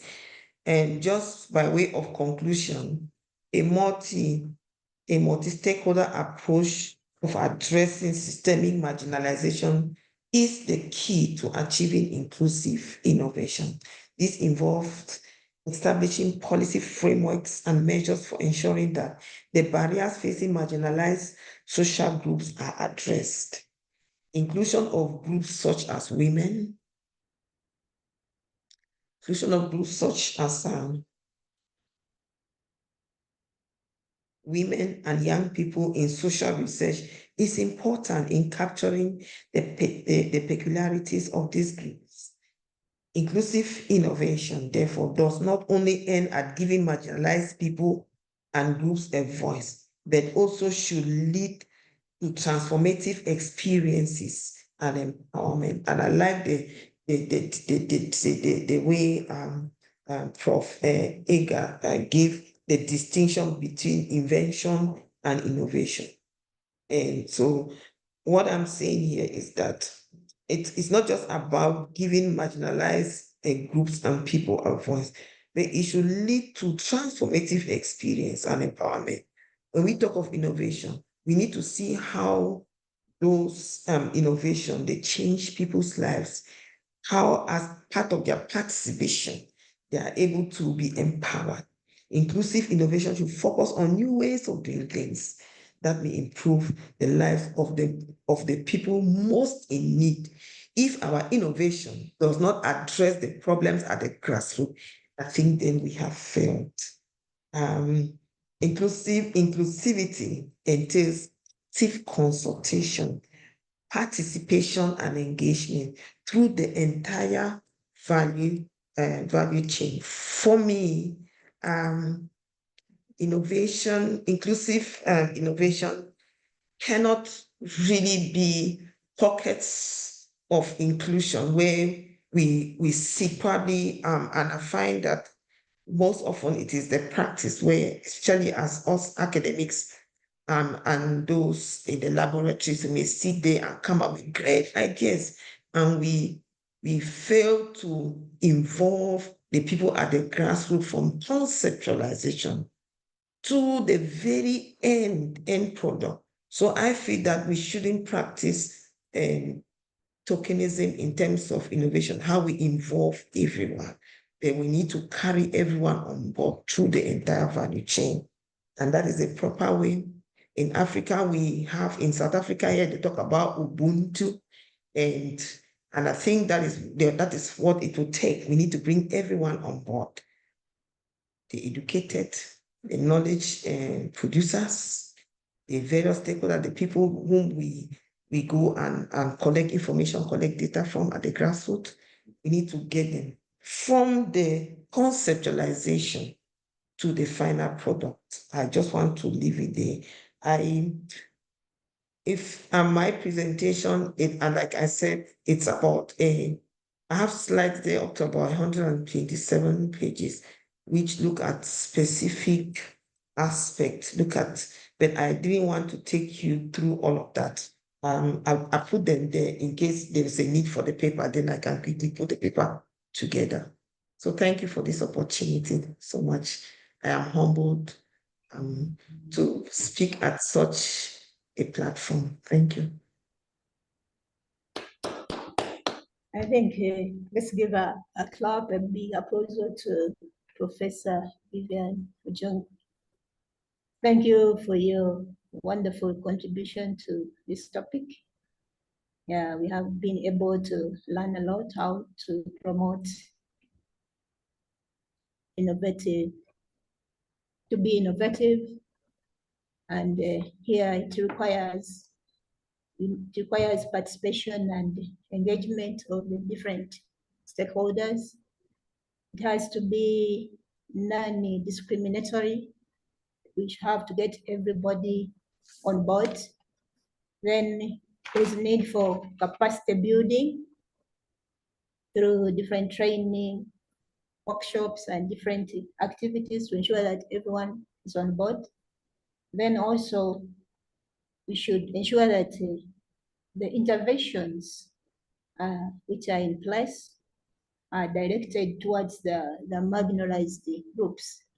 And those are the women, the youth, and basically those who are located in the rural areas, because that's where most of the populations are.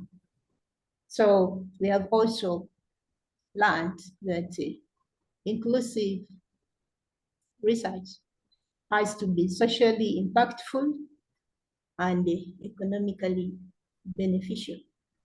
So it must be able to transform lives and improve the quality of life.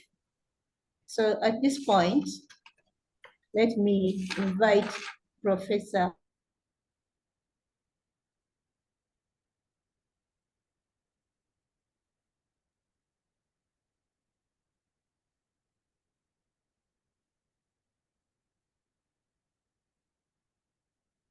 Okay, it looks like Jessica wanted to call me and then she froze. So let me take it up from there. My name seems to be freezing soon, but happy that it's alive.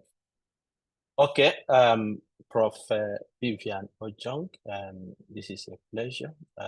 You started by saying that you were asking yourself why you were invited to such a platform. For us, it's an honor. We have in our journal, we have a call we have sent out, and that call is about women in science in Africa. And I think the women's story, as you have mentioned, is not commonly heard. But when I saw your profile, it gave me a sense of satisfaction that you are one of the, let's say, women of caliber and timber. To have taken your career to that level is encouraging. And it's important to hear such a voice, because in ASFI here we have many young women. We have more women than men in ASFI. So coming on board to share your experience is very encouraging. And the second thing is that ASFI is a place where everybody belongs. We want to hear from the expert. We want to hear from the non-expert. We want to hear from the experience. We want to hear from non-experience, because we believe that every one of us has a role to contribute. And that actually symbolizes the topic you have presented now. I saw a flyer some time ago, and I think it was on ASFI platform. Somebody was sharing And then when you shared one of your slides where you see women carrying is it the jerry cans in their head going to fetch water, and that showed a failure of innovation, where boreholes were dug for the women so that they will stop going far away, several kilometers, to fetch water. But despite that, they continue to go there. Why? Because going to fetch water from the stream was not just to take water, but it was a lived experience. They can discuss, they can make friends. And just going in front of their yard to fetch water did not give them such an experience. So your topic is very important, and as you spoke, it raised lots of questions in my head that we can bring up again. We can bring up again later on to dig deeper into, because I would like to hear also in the future things like where it has failed, like the example I have given now, where it has failed, because sometimes people do not take a retrospect because maybe the story of where non-inclusivity has led to failure. So thank you, because yeah, it's really resonated lots of information that we can take on. I believe that you have come to ASFI to stay, because one thing that we do here is that we do not invite you once. We continue to knock on your door, and I believe that next time we call upon you, you will answer us. Thank you very much. I appreciate your speech. Thank you. All right. Thank you so much, Prof. Thank you so much. We are supposed to be taking a tea break for some few minutes. Then we'll be back to continue. I'm sure we have taken a long time, and it would be nice for us to have a tea break, just to have about 3-4 minutes. Then we'll be back. This is 10:37. So by 10:30, I think 10:40 we should be back. But just before we do that, I want to be sure you're all with me. Please, can someone in here type the full meaning of the acronym ASFI? Just to be sure. I know you know it, but I want to confirm that you are here as proof of life. Can I have you type the full meaning of ASFI? Wow, fastest finger. Dr. Abdul Hamidu, just one person, and we have over 110 persons online. Can I have all of you, even though you have seen it, but to be nice, it's just a proof of life. I want to be sure you're all here with me. Just a proof of life. I need to be seeing about 110 responses to be sure that you are actually here with us. So you can do type. If you type that, you can just take a stretch break. You may want to stand, do a stretch. You may take a cup of tea. You may just move around, sip water. Then by 10:40, we shall be back with another tremendous, important meeting, research fee stories. And thereafter, we're going to move to our breakout session, which is very important. Please don't go far so that you can get the impact about what we're going to do in our breakout session, which is one of the most important part of the program again that we have. All right, I'm seeing your hands. Great, great, great, great. African Science Frontier Initiative. Fantastic. All right. Some wrote initiative, some wrote initiative. So I don't know which one is right. At the right time, we'll tell you. Some wrote frontiers and some wrote frontier. All this shall be corrected after, so that we will get the right acronym of ASFI. Fantastic. Thank you. Thank you. So while I type in this, you can just be hopping out for your stretch break, so that at least you come back a lot in doing that. And thereafter, once we come back, we shall move to our next program, which is research field stories. And we shall be having Dr. Abdul Hamidu handling that particular session. Dr. Amin, that is the 3 best research published in our journal, in our maiden journal issue. The 3 best research published in our SFI RJ meeting. Thank you. Thank you for the responses.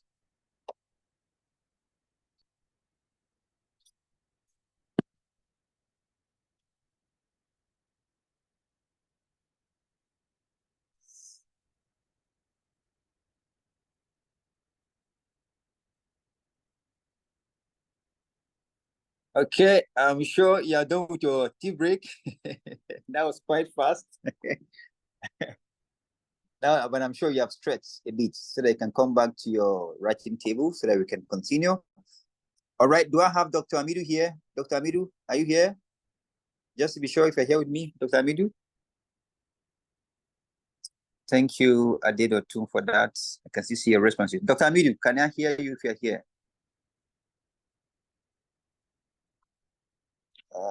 Let me search this here. I think he is waving. He's there. Yeah. He's waving. Okay, Dr. Amidu, you are a co-host, so please go ahead. Go ahead and unmute yourself. Dr. Amidu, go ahead. You're muted. Thank you. Am I audible enough? Yes, please. You are very clear. Oh, thank you very much. Thank you.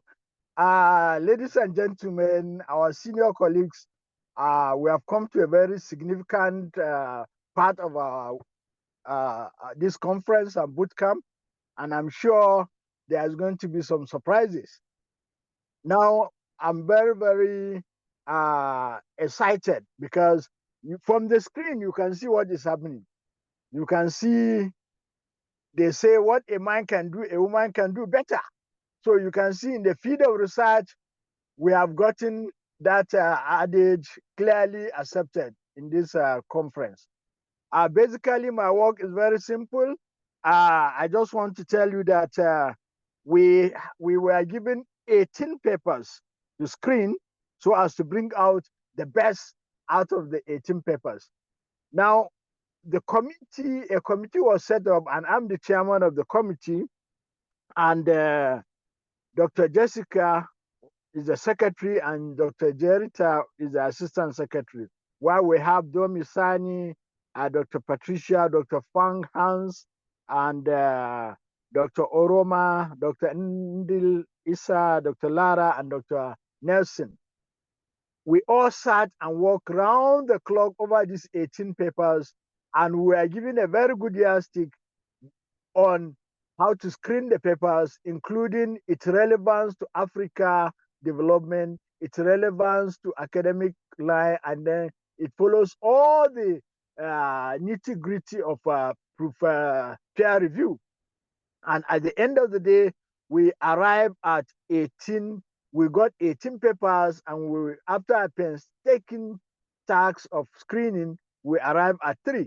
Now, it's very important to say that 10 of us were divided into 3, and then I, as the chairman, was made the arbiter in case there is any tie, and we have to break the tie. And there was a tie, and I have to use my discretion to break the tie accordingly.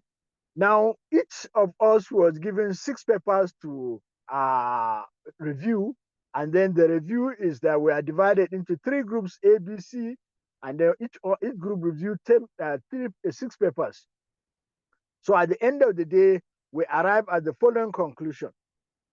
Please, are you not excited to know the recipient of the winners? These are the African scholars, and then to my very good delight, the women have taken the day. So the 3rd position goes to Dennis and Co.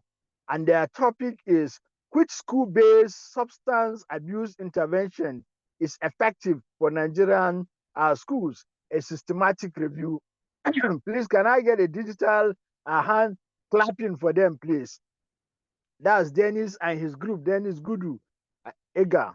Can I get a digital clapping for them, please? Then the 2nd position goes to our very dynamic Dr. Limkley. Limkley has been with us for a very long time, since the inception of African Science Frontier Initiative, and she has done us pride. All of them have done us pride too. And her topic, her and Magdalene, our topic was exploring leaders' responsibility and accountabilities for non-governmental organizations. So you can see that's the second position. Please, I'm not seeing the digital hand coming out very much. Let's celebrate our women folk, please. Then the first position, how I wish I can see Mary to give her a hug.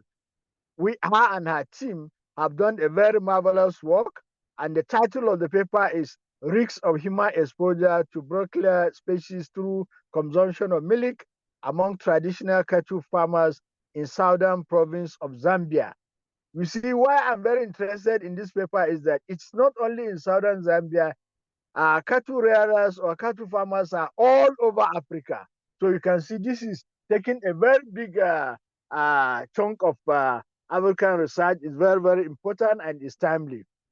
So with all this said and done, I'll give all of them 5 minutes or less to say a word or two, beginning with Dennis. Over to you, Dennis. Please, can you unmute Dennis to say a word or two? And you can see his title and the title of the paper. Yeah. Thank you very much, everyone, the convener, and all my colleagues here. I am very excited and very happy that our paper has been nominated. So I will go briefly onto the paper. Our paper is titled, What Substance Abuse Intervention is Effective for Nigerian Schools? A Systematic Review. My other colleagues are Mobola Ojoye. And the introduction is of Mobola Ojoye and Victoria and Bright. Introduction, substance use is a global public health problem that affects almost all countries, and secondary school who are adolescents are the most vulnerable to substance use. And school-based intervention has been found to be a cost-effective way of for long-term control of substance use in the population. Next slide. And the aim of the study is to identify which school-based substance use intervention has proven effective for the prevention of substance use among secondary school students in the Nigerian population. Next slide. The methodology is the protocol was developed and registered in Prospero, and the search strategies were also developed using the set criteria. 10 databases were searched, and search findings were combined in RefMan, and duplicates were removed from EndNote. And title abstract screening was done in Rayan, where 2 researchers conducted the screening, and full text screening for those that met the criteria were also done. Data extraction was done using customized Excel sheets, and quality appraiser used Epoch tool, and data synthesis was used based on Prisma and SWIN guidelines. Next. The contextual factor that is affecting why some interventions are not uniform in most countries because of culture. Some culture normalizes the use of certain substances, while for religion, they perceive the use of certain substances as usual, while those others were much more tolerated. Next. And then next slide. And then for a value to the study to African development, only 2 studies were found in Nigeria. However, substance use among in-school adolescents present a danger to the development of Africa and Nigeria in particular. An effective substance use intervention will reduce man-hour losses, loss of resources, both human and material, because a lot of people will now waste a lot of time and money looking for drug to use. And control of substance use will increase productivity of the productive population, because young adults are the most productive population of the population. So when this is controlled, it will lead to productivity of the country. Productive workforce will lead to the maintenance of the sanity of the productive workforce, will lead to the development of Nigeria and the African continent, being the biggest country in Africa. Next. So in conclusion, only 2 relevant studies were found. The effectiveness for substance use among in-school children was inconclusive, and therefore there is need for more research in this area. Thank you very much for this opportunity, and thank you to all my co-authors and ASFI family. Thank you. Thank you very much for that presentation. All of us will agree that it is really worth this thing. Now the next one is Limkili. Dr. Linkley, over to you, please. Thank you so much for this nomination. I'm happy to be a part of the team. I did this paper with Professor MacDonald Kanyangari from UKZN, but there are professors behind the scenes. We have got Professor K. Madin Govenda, we have also Professor Jim Whitman, and recently we have Professor Melvin Dabney, who wrote me a praise note actually to commend me of the way I handled the complexities of accountability. So I'm saying why I'm telling you this is because I'm saying the backing of this paper, it shows that this award is not a mistake. Thank you so much. The objective of the paper of the study is to assess the effectiveness of the responsible leadership operational capabilities in HIV and AIDS NGOs. It questions whether holding NGOs leaders are accountable for the exclusive interests of donors could work in practice. Next slide, please. Then the rationale, we see that the aim of the paper,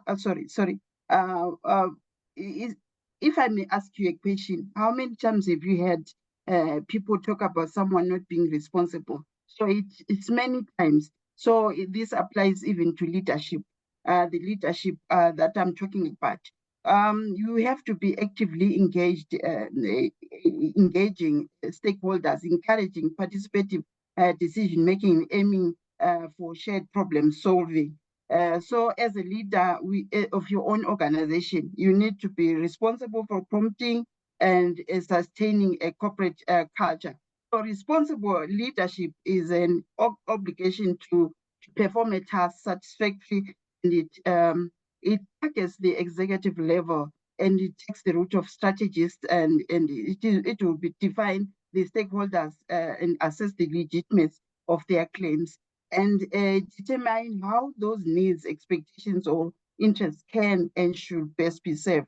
So our topic talks about responsibility and accountability, and we see the NGOs using accountability mechanisms such as the reporting financial statements and making reports to do their reporting. And moving on to next slide, please, to methodology. We used an exploratory qualitative research methodology, in-depth interviews with participants from NGOs in South Africa. The data collected were analyzed using thematic analysis. We integrated insights from the civil society as well as the stakeholders, the key stakeholders, the beneficiaries, donors, and employees. So contextually, move to the next slide.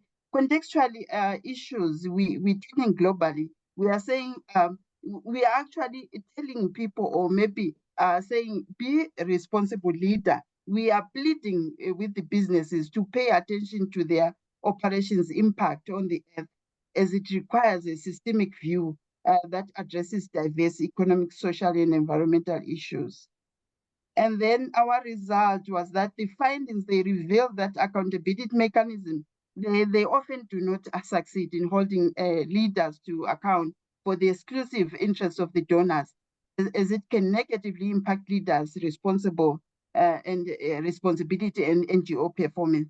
So the leaders' conduct and practices are pivotal to the strategic success of organizations and high quality leadership. So the implications for the larger African society, we know that if maybe we can merge the mission for ASFI, and then with our topic now, the current topic, where we are talking about instilling excellence in African science through competencies. That's the mission. And then how then can we unleash the innovation in African research responsibly and accountable? So this question I leave up to you to say, how can we do that? So the leaders' conduct practices, they are pivotal to the strategic success of the organization. Okay, so the implications for the larger society, we are saying, as I've already narrated, that it is leaders, we need to take responsibility. We should know the mission, why we are here as researchers, and as the speakers have already alluded, that we need to be innovative as Africans. So as a leader, we should take the initiative. And then for move on to the next slide. Oh. Hello. Hello. Your time is your time in. Yeah. Okay. So conclude, please. Allow her to conclude quickly. Okay. Yeah. Okay. And then for further engagement, I put in the link to the paper, and I think I am done. Thank you so much. Thank you very much. You will all agree with me. Please, Mary, can you come over, please? Dr. Mary. Hello, good day, everyone. I'm Mary Muyana.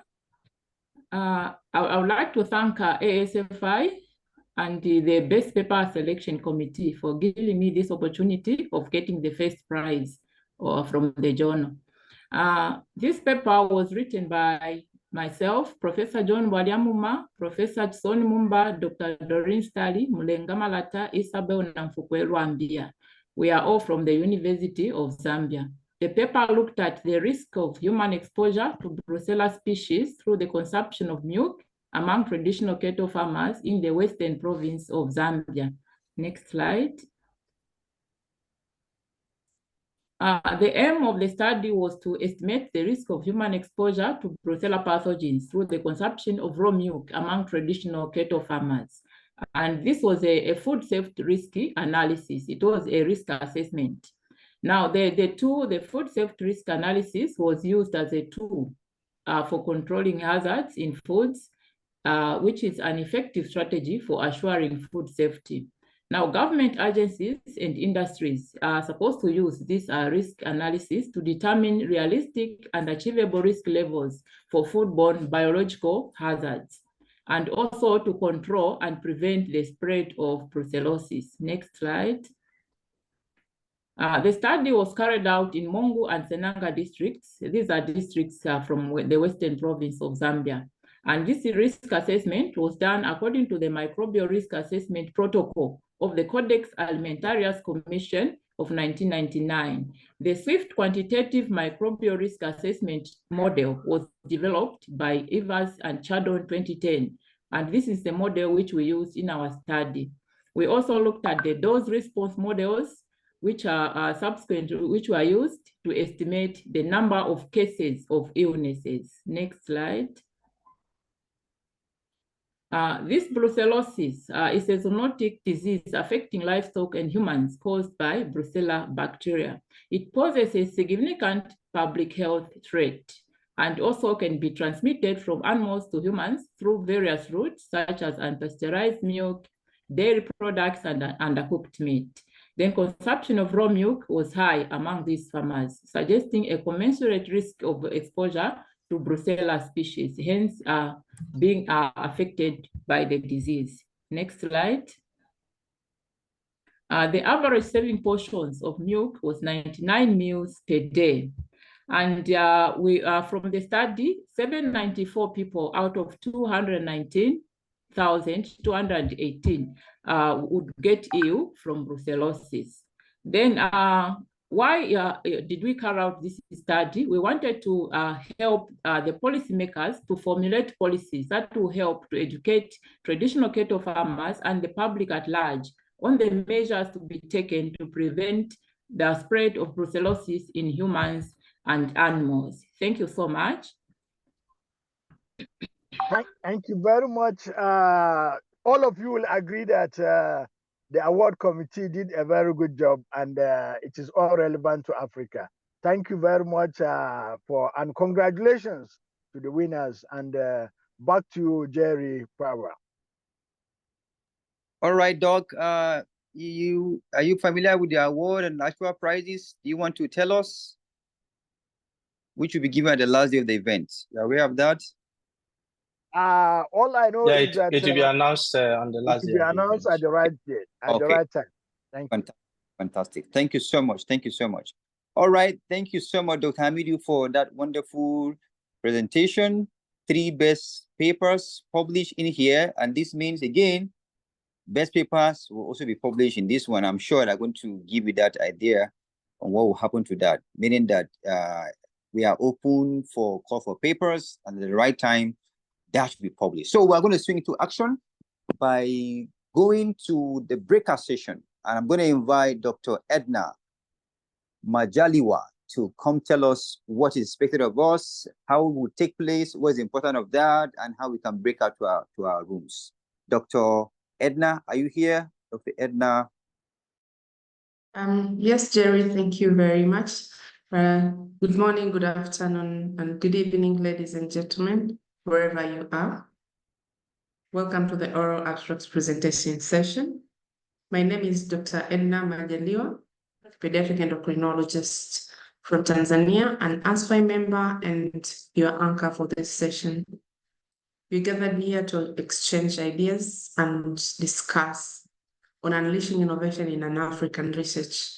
It is an opportunity to enrich and enlighten ourselves. Without further ado, let us delve into our program. There are 6 oral abstracts presentation rooms, each having up to 4 presentations from different disciplines. The titles of the abstracts are available in the conference program booklet. You can check the booklet and see which abstract you'd like to listen to. You can choose the room you would like to join, and you can also switch from one room to the other, depending on the abstract you like to listen to. Each oral abstract presentation room has a moderator and rapporteur who are shown on the screen. Each presentation will be 15 minutes, and that will include presentation and Q&A.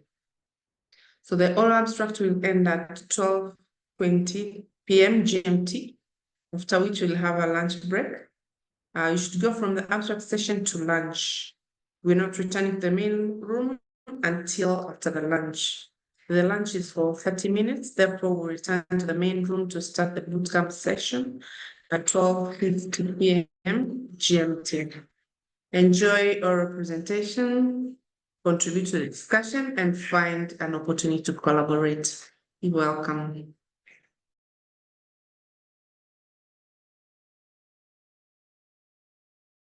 Thank you so much, Dr. Edna.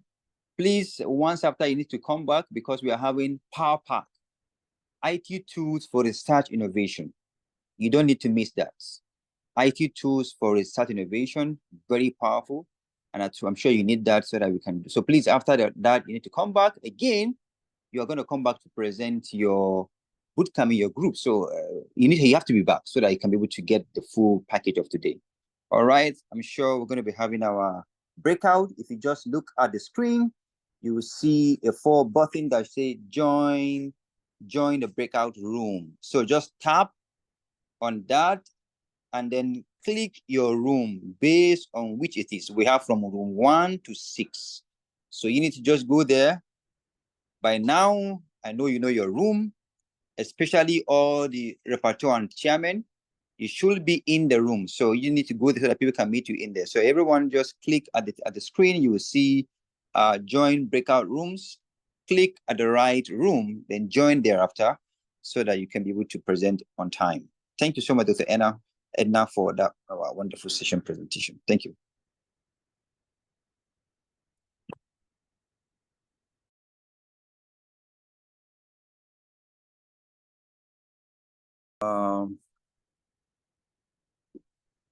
Good afternoon, everyone. This is 12:50, and we are supposed to be back by 12:50, and just exactly the time, because we have a long day of events and we need to start. Maybe we can just wait for a while since people have been reminded. We were 1:20, 1:25, 30 before the break. Maybe we can just get about 50 more, then we can just start so that at least we can just to buy time for those who may have network problems. We still have important things to wrap up. 2 important, one important session, then with the group project presentation as well in your various groups. and that will end the day. Once we can see more. All right. While we wait for them, do you just want to be sure that everybody here is with me and I've actually gotten some take home?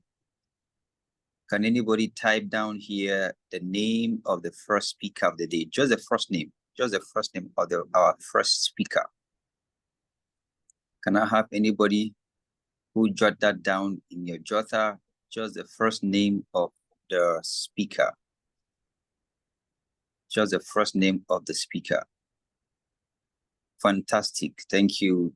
Thank you. I can see people doing that. Wonderful. That would be. What about the second speaker again? They're still far. Okay, I think we have a good number. I think it's good for us to start so that we can be able to beat out the day and benefit from today's outing. Thank you so much for those who are responding. I will be inviting Dr. Uchechi Oyedikachi to introduce for us the session that we have. We are diving into the boot camp, and we are having Dr. Uchechi, and the chair for the boot camp is Dr. Eunice, who is the president of ASFI. Eunice all right. Will go first, then Uchechi will follow. Okay, all right. So we can have Dr. Eunice go first, then we'll now have Uchechi come second. Dr. Eunice, are you here?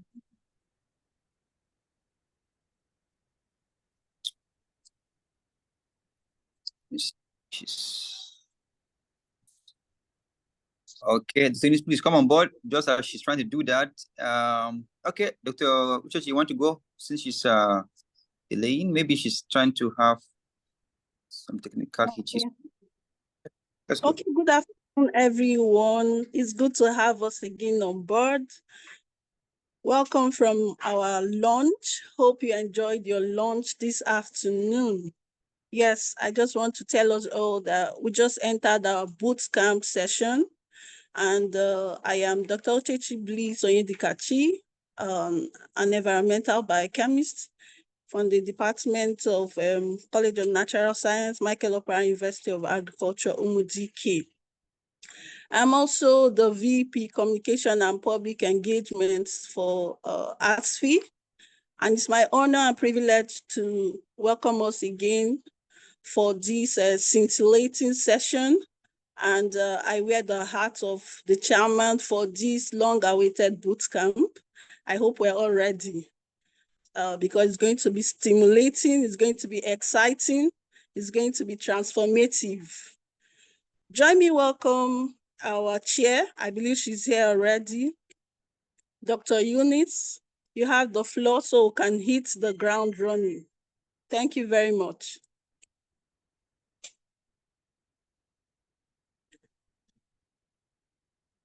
Hello, am I audible? Yes, you are. Yes, Okay. you are. Maybe she's not here. We need to just move on. Okay.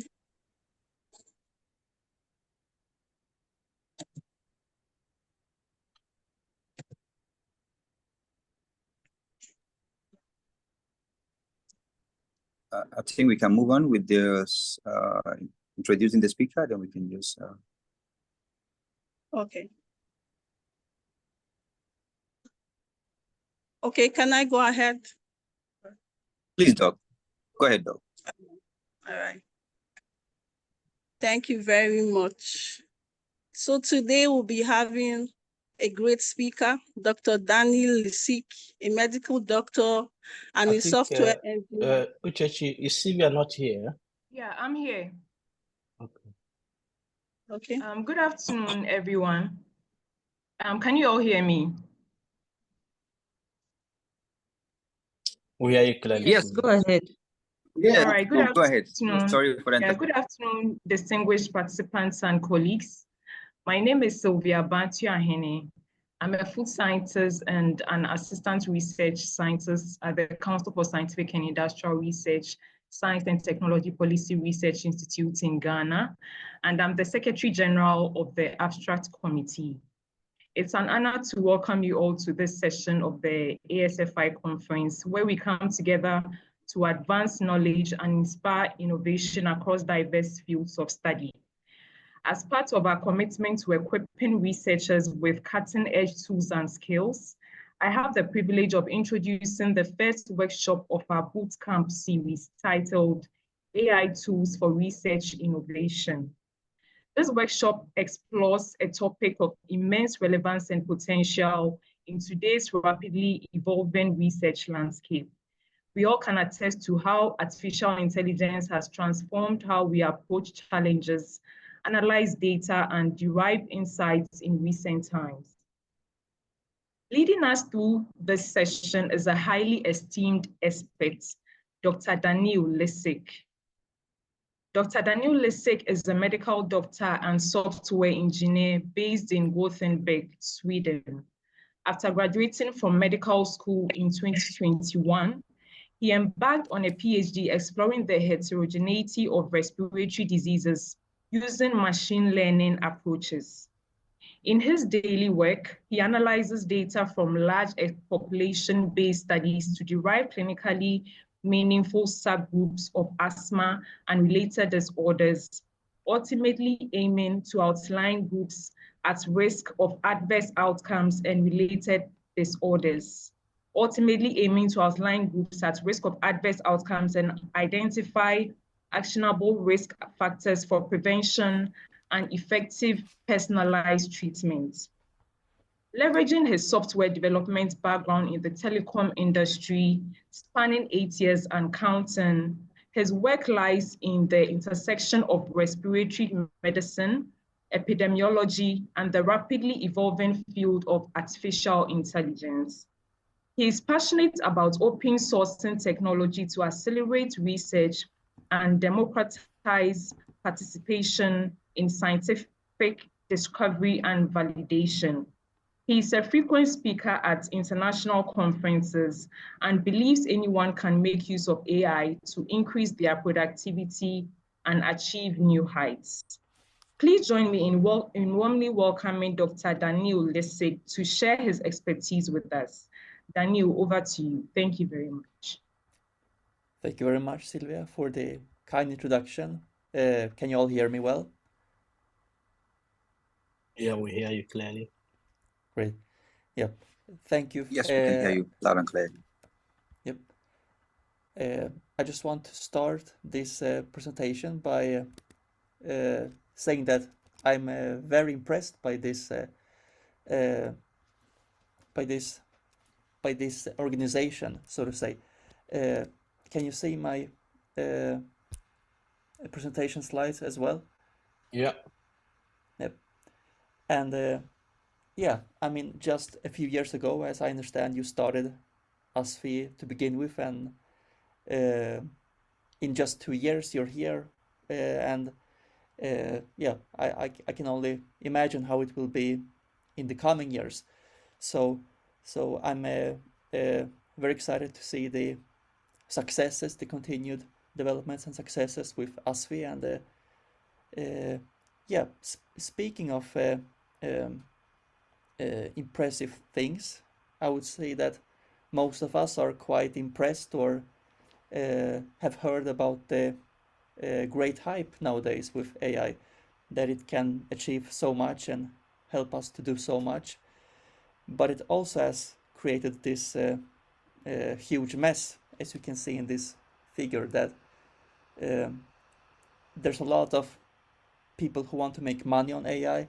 There's a lot of different tools. There are a lot of different methods. Everyone say that they are the best, that they can achieve the best results, which ultimately kind of counterintuitively makes it a bit difficult to use AI, because it's almost difficult to know where should I even start.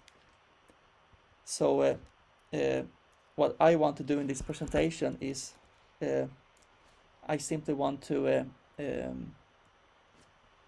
take it from a research perspective and describe some of the tools that I have found to increase the productivity and the quality when you perform research.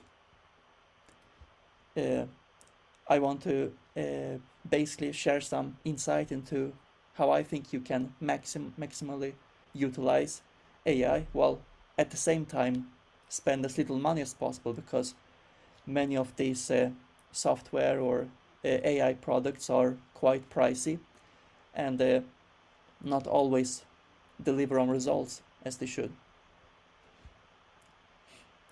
I will also reflect a little bit on the different ways that AI can be used in bad ways, how to avoid suboptimal or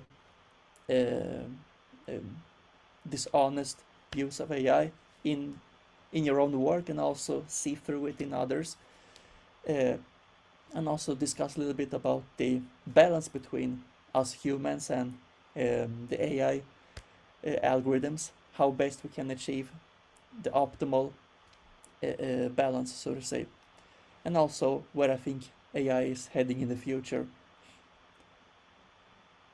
So, of course, we all hear that AI is very powerful and can do quite incredible things, but it's also true that AI is quite clueless, because even the most advanced models work by statistical methods.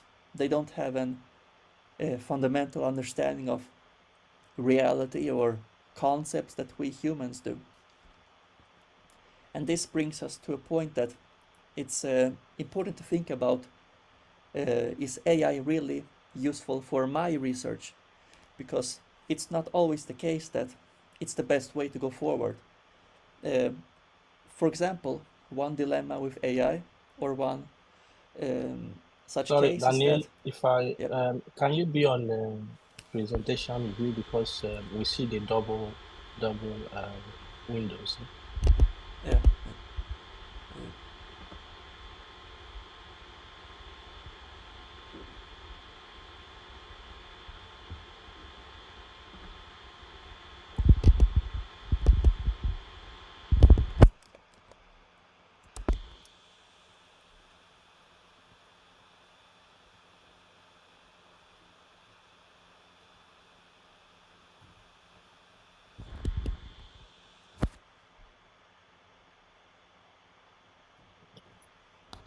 Yeah, I'm not sure actually where. Uh,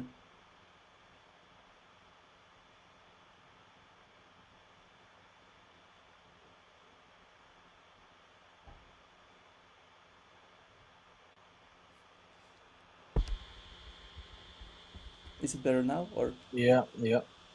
it's fine. So one of the things with AI is that although performance, you can get quite impressive performance, it also comes at a cost, typically, with how well you can explain the model. So the very advanced models, the deep neural networks, for example, are quite difficult to understand. How did it come to a certain conclusion? How did it find these different patterns in the data? It's also true that while performance increases, so does the amount of data that you need.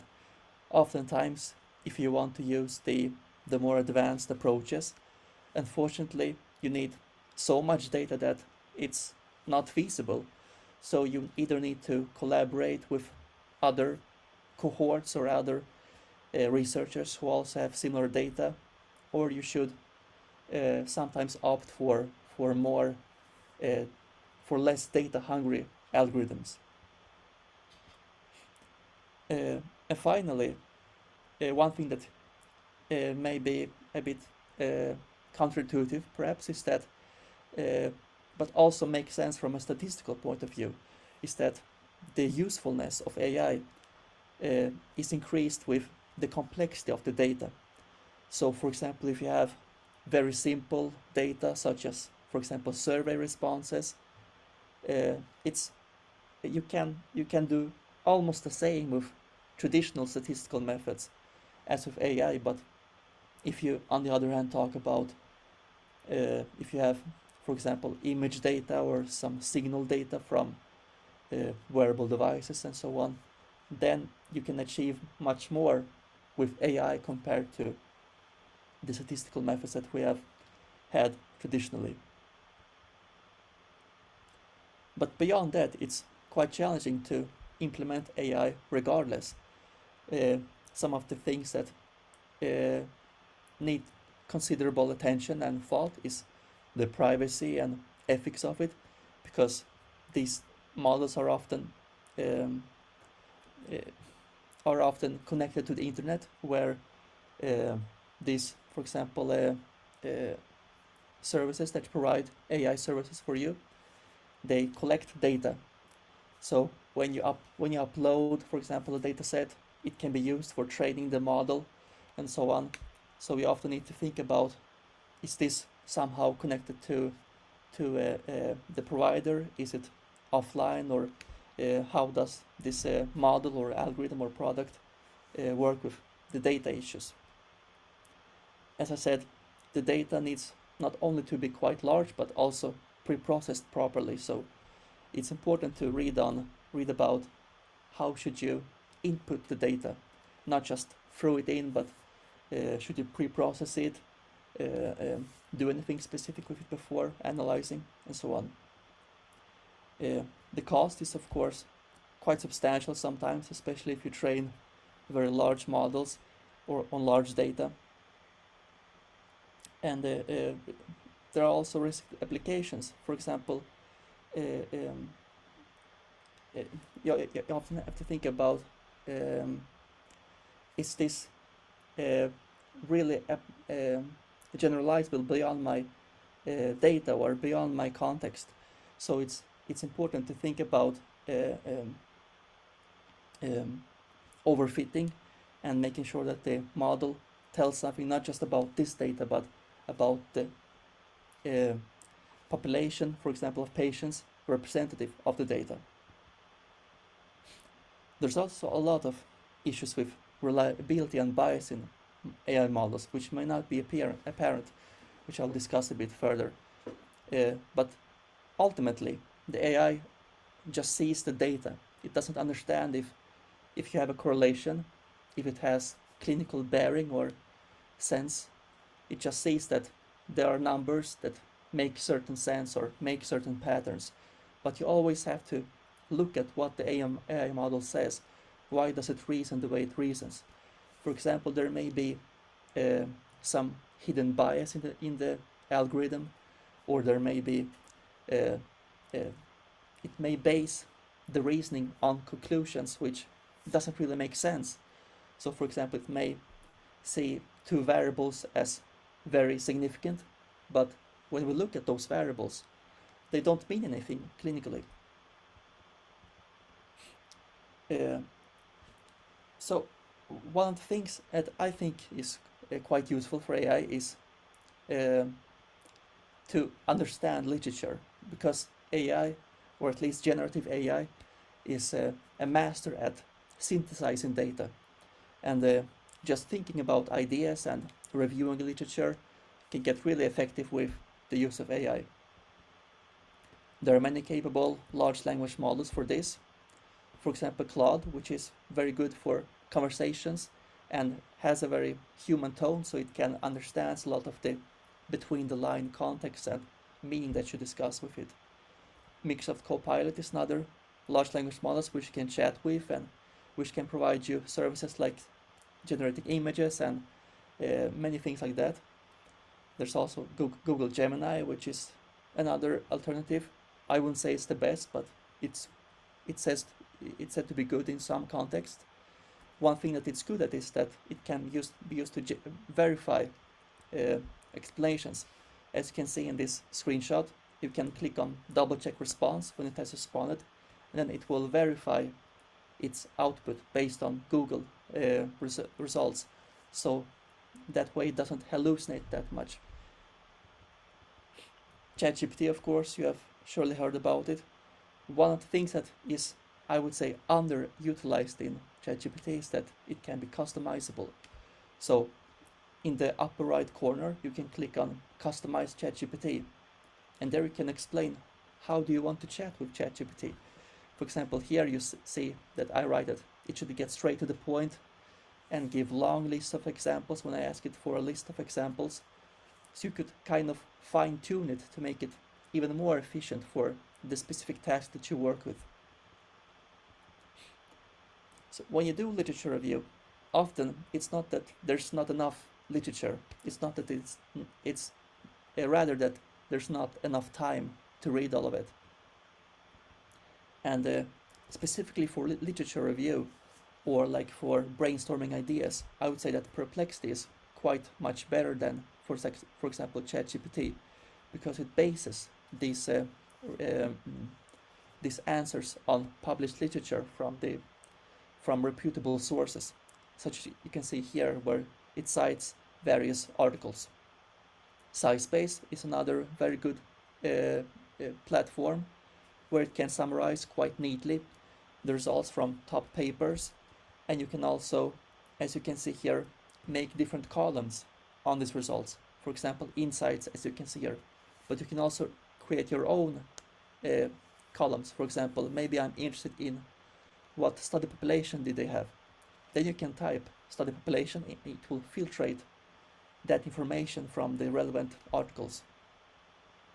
Then there are a few less known platforms, such as the WikiChat, which sounds like it's based on Wikipedia, but it's basically based on a huge body of scientific literature, and it can provide you a very specific and accurate synthesis of the literature or the research question that you're thinking about. And there's also a platform called Storm, which lets you create like your own Wikipedia articles. If you want to prepare the material for writing a manuscript for the introduction, for example, you can use Storm. It's quite effective.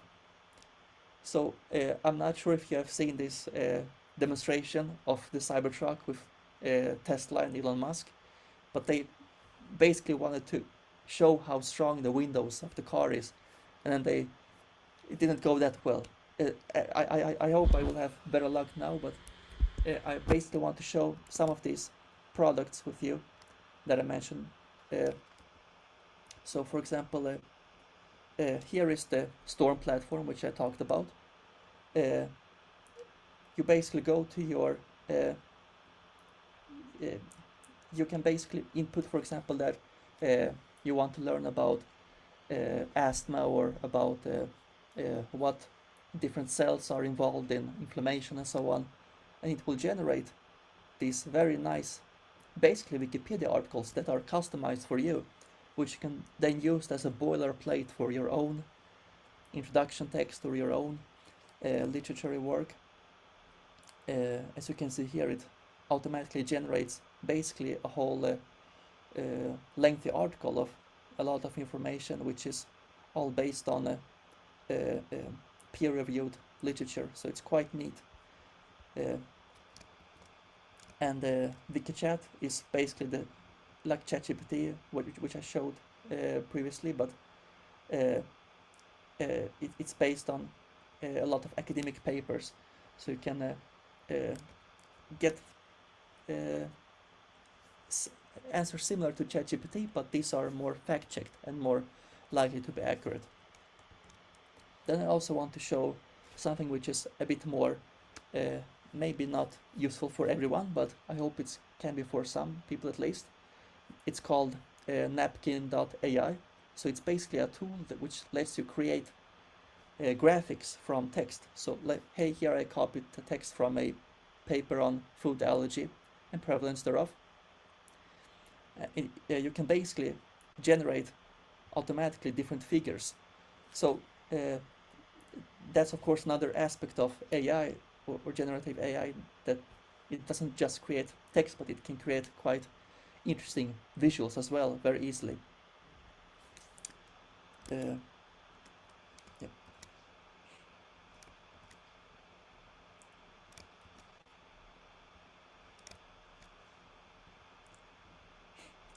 And then we come to something which is very dear to me. It's analysis using programming. And here I just want to encourage you to discover this, because I know that many of my colleagues are very keen on using SPSS or Stata or different, traditional software for performing statistical analysis just by clicking and doing things visually. But I would say that actually now in 2024, I would say that almost anyone can do programming, and it's much more efficient than, or I would say much more fruitful than using traditional statistical software for several reasons. For one, you have full reproducibility. For example, you say that every step that you do, you have full control of the procedure, whereas for example, if you run meta-analysis in a software, you don't really have full control all the time of specific parameters or how the model is implemented and so on. And also I would say that you can have much more flexibility to, for example, utilize novel approaches, novel algorithms, which you may have seen in other papers and so on. And it's not very difficult when you have the many AI assistants that you have today. Perhaps the most famous one is called GitHub Copilot. It generally costs money. I think it's $5 or $10 per month, but you can get it for free in many cases if you go to education.github.com. So if you're a doctoral student, for example, you may get it. And it's very useful. You can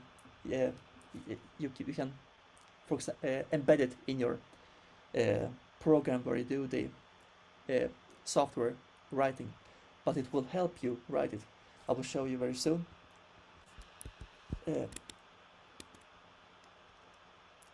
So I hope that you see it's quite small text, but here is one example of software or application for writing code. It's called Visual Studio Code. It's for free. You can download it for MacBook or Windows, and then you can install. It's quite easy. You just go to GitHub Copilot, search for it, and you will get instructions on how to install it, to embed it inside Visual Studio Code. And then you will have it on the right side, like here. You can chat with it, but most importantly, you have it inside of the code editor. So for example, here I wrote, make a Python script that loads a SPSS file and makes a table of characteristics. It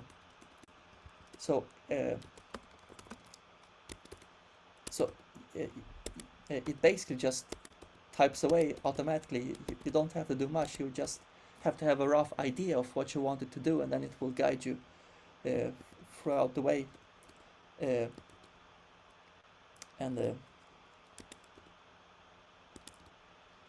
if there's something you don't understand in the code, or something that doesn't really work as you want it, you can always highlight it and then right click, and then you will see here Copilot, and then there's this explain function.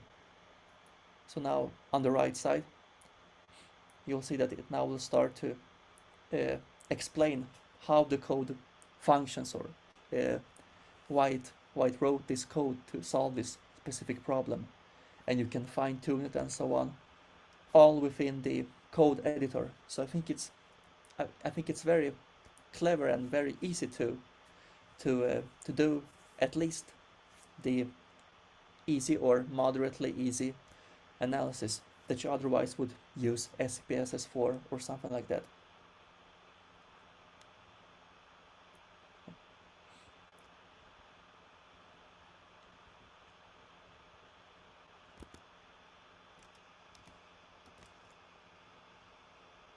Then there's also, of course, the issue of when you write the manuscript, you have the idea, you have done the analysis, but now you need to write the manuscript, get it out, the results, and finalize the work, so to say.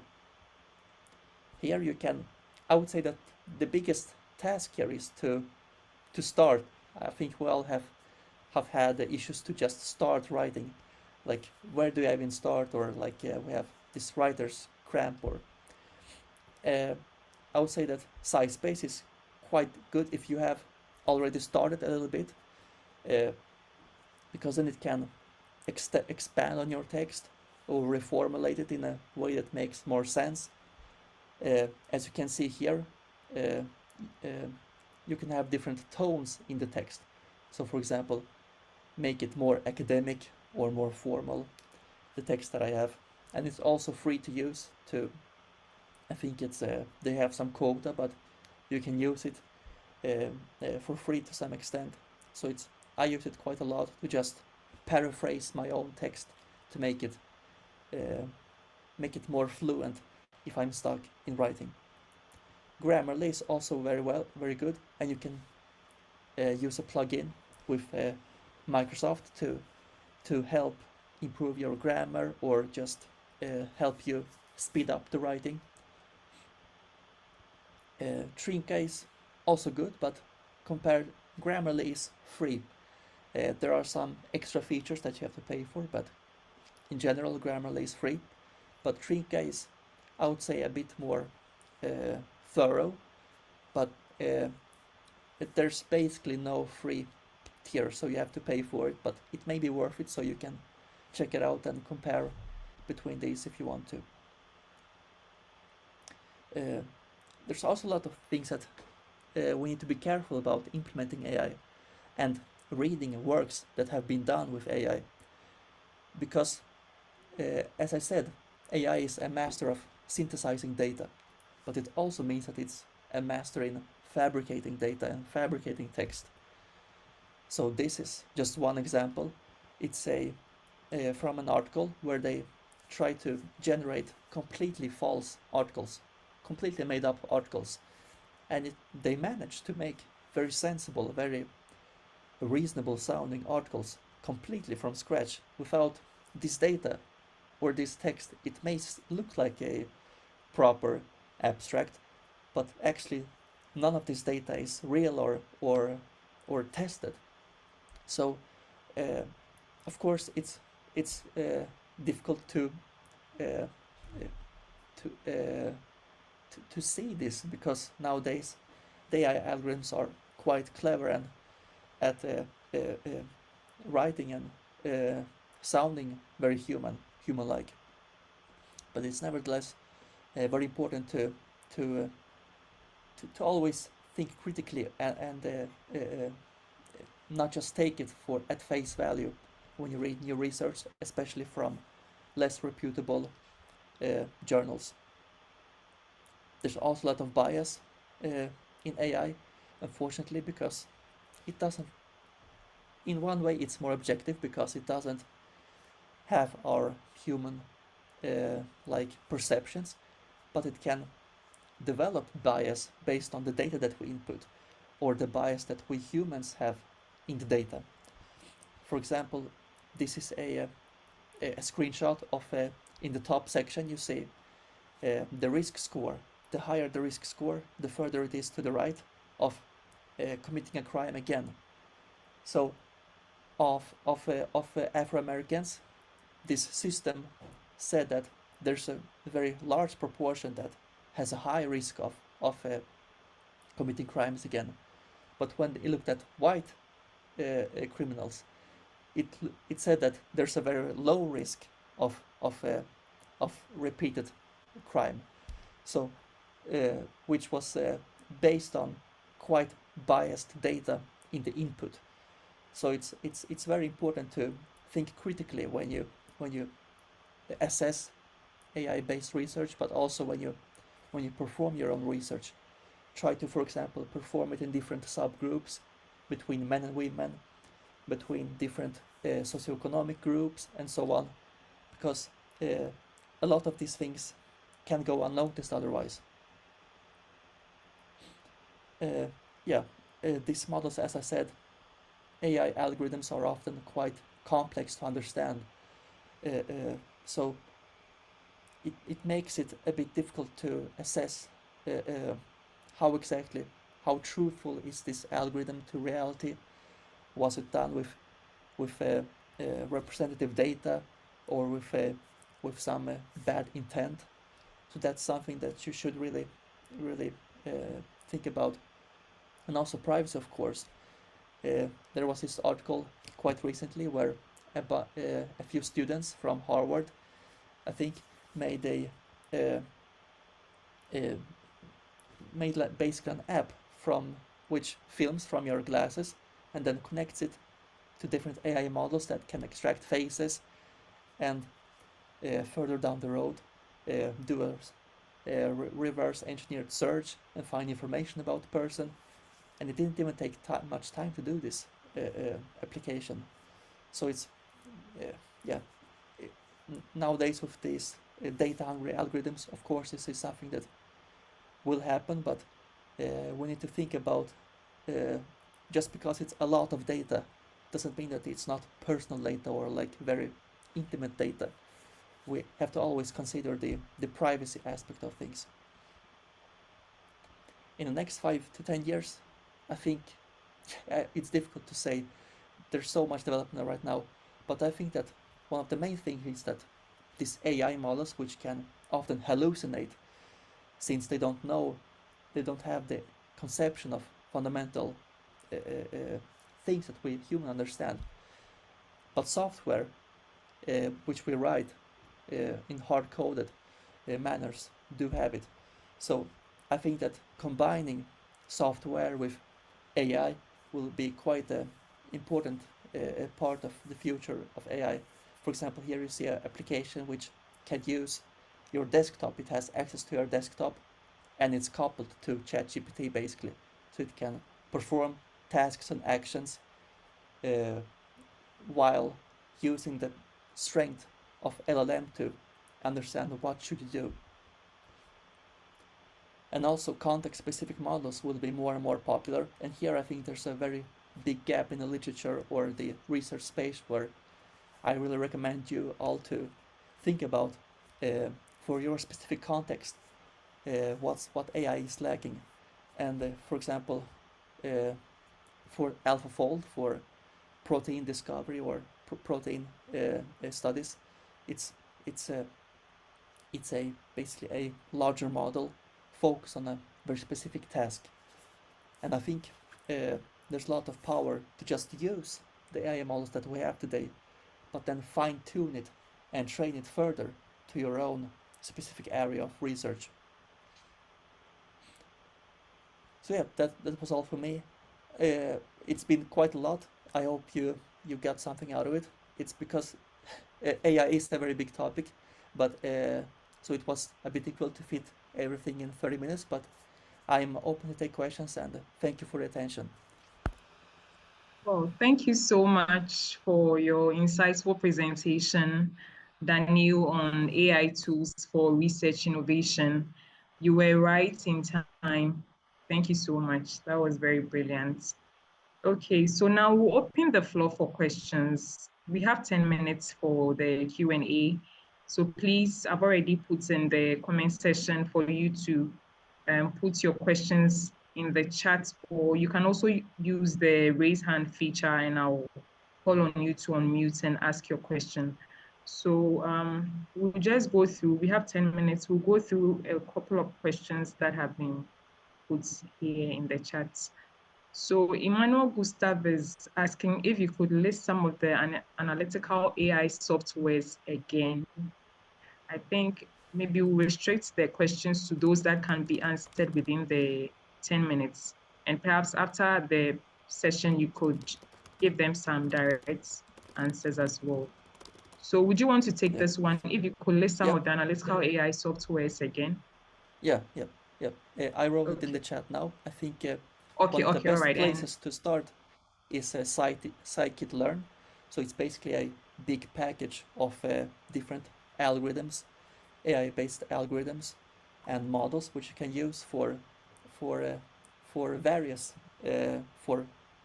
prediction modeling, for cluster analysis, for reducing the data into a more to an embedded space, so to say, because oftentimes for different analysis you have this huge data, but you can't really analyze it directly. You have to compress it a bit. So there are many tools in scikit-learn, and it's all free and open source, so you can use it. Start from there. I think it's quite good. Okay, great. Thank you. And Jarita is asking for an explanation again on how to load the Copilot for programming, and wants to also know if it can be used for our software. Yeah, Copilot can be used for any type of language. You can you basically just search for GitHub Copilot, and then you will get a basically you will see a link on github.com. I will write the Okay, all right. And the next one is, what are the most promising AI applications in healthcare, education, finance, etc.? Yep. I would say that the most promising application or framework is neural networks, because these are this is a framework which can really mimic our way of thinking. So you have several layers which can connect information or input data in various non-linear ways, much similar to how we process data and understand different associations, different patterns. So I would say that there are so many different types of neural networks, but I would say that that is the most promising application for clinical, because it's also so versatile. You can input all types of data with it. You can do both discovery of different patterns, but also confirm diagnosis or improve prediction models and so on with it. So it's very powerful, and yep. Okay, thank you very much for that. And Jarita also wants an explanation on the AI plagiarism tool and how to avoid AI plagiarism. You could say something about that. Yeah, this is quite difficult because nowadays most AI models you can also fine-tune your prompt to make it explicitly less likely to be caught in an AI detection service. So it's kind of like this attrition battle. The plagiarism software, detection software, tries to outsmart the large language models, and they try to outsmart the other ones.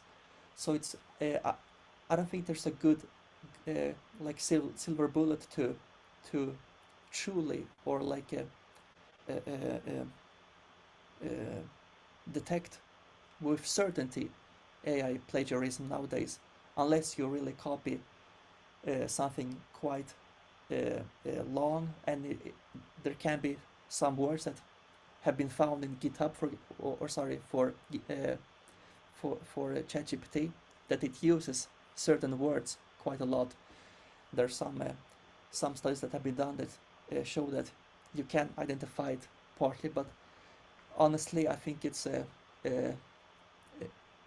you really have to judge the content and not how it was written, because and try to use different sources to see if this text reappears in other published works. But if it's fabricated from the sense of just the ChatGPT made it up, that's very difficult. Okay, thank you. The next one is, most of the AI tools aren't free. What's the way to go for resource-scarce societies? Yep, I agree. It's a bit tricky. I would say that, and the solution is quite tricky as well. But I would say that the best solution is to use R software, the R programming language, because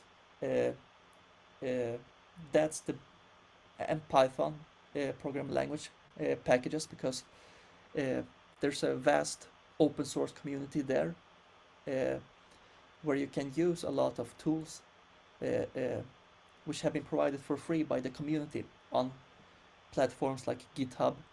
So my go-to source is GitHub to find the software to do analysis. For example, I know that there's a lot of statistical analysis done with M+, which is a software which is very expensive, but there's you can do almost everything that you can do with M+, with the LCMMR package. So I would say that I will write the name here. The CRAN, C-R-A-N, is quite a good platform to search for R packages, and GitHub. There you can find both R packages and Python packages. But try to go open source. There's a lot of, yeah. Okay, thank you. I see Swat Ahmed's hand up. I'll let him unmute to ask his question. And then... Yes. Thank you so much for this comprehensive and fruitful session. What if we use AI to improve the language and to rephrase and arrange the writing style in an original work? Can be it detected by plagiarism detector or whatever type of system that this is AI generated work, so we can threaten our original work by using AI? Thank you. No, I think it depends on the actual large language model that you use. I think that and it also depends on how you prompt. So I would say that one of the biggest takeaways from the biggest takeaway for a AI generated text is that you prompt incorrectly, because I mean, this is a whole research area almost, but you can similar to how I showed you the GitHub customization, you can customize the GitHub or the ChatGPT or the large language model to make use of a certain language which is more natural or less likely to fall under plagiarism tools. But this all changes week by week, so I don't have a definitive answer of like if a certain solution is able to bypass plagiarism checks or not. I think it depends on how you prompt, what large language model you use, and how much you try to rephrase. I'm kind of against writing with AI because ultimately you should, of course, always have your own voice and your own thoughts behind it. But rephrasing is very useful and just helping in improving grammar and so on.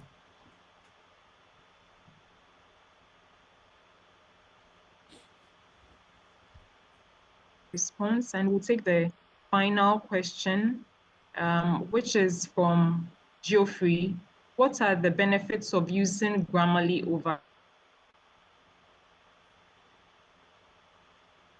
over Quillbot? I would say that Grammarly is much more mature in the as I said, nowadays there's a lot of development in doing context-specific AI, and this is one of those examples where both Grammarly and Quillbot tries to do a lot of work with phrasing and grammar control and so on. But I would say that Grammarly has been around for I would say, if I remember correctly, much longer, and they have amassed much more maturity in their large language model. So I think it's much more human-like and more responsive to find nuance in your language. But it depends on your context, but I would say that Grammarly is a bit more high performant. All right. Thank you so much, Daniel, for your very, very insightful presentation. And thank you everyone also for your thoughtful questions. And this has really been a highly engaging discussion. I'll now invite Prof. Brighton Waru to give his remarks. Thank you all for your attention. All right. Thank you, Daniel, for taking the time to prepare this and to deliver it excellently. I think I am very much interested in what the next 5 to 10 years will be. But the way it's going, it looks like it's largely unpredictable. Anyway, let's make use of what we have today. But the problem there now is that there's so much things available, and then it seems to be quite confusing. But well, when I say this, people say, welcome to the world of AI. So this is where we are. I hope that we can make proper use of these tools for our own benefit, use them responsibly, and as well avoid the misconduct that can come from them in terms of delivering our scientific output. So thank you very much, Daniel. I hope you'll be available when next we call upon you, because as you can see, there are so much interactions going on now, questions and issues people may want to know. Thank you. I agree, and yeah, thank you very much for having me, and I will glad to return again. Thank you very much. Thank you.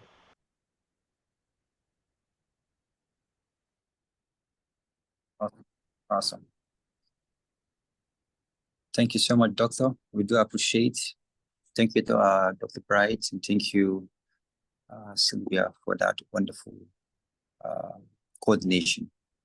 We are moving to the bootcamp, and I want to invite Dr. Uchechi Dikachi, the chair for bootcamp subcommittee, for her introduction before we start the bootcamp project.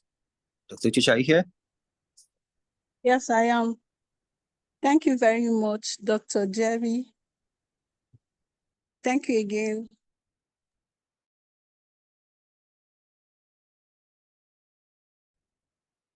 Dr. Daniel, for that tea time on ASFI was majorly on AI. And today you've added more knowledge to us, and I think you have stimulated everyone. And that's the reason why we're here for the second bootcamp projects in ASFI series. So permit me to start. Okay, yes. Let me introduce our topic to us.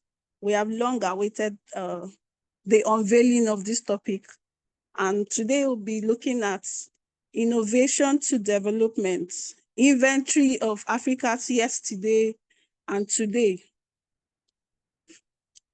In the affairs of nation, a time comes to take inventory of its developmental pathways, milestones, successes, and failures.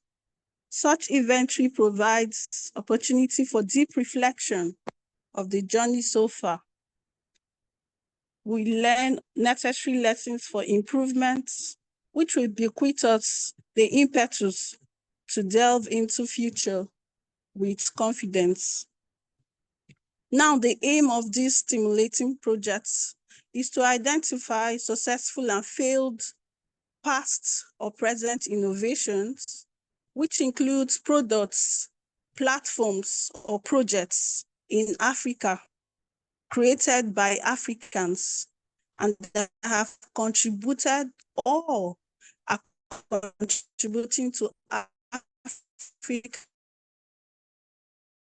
as a continent or specific country or a part of in Africa.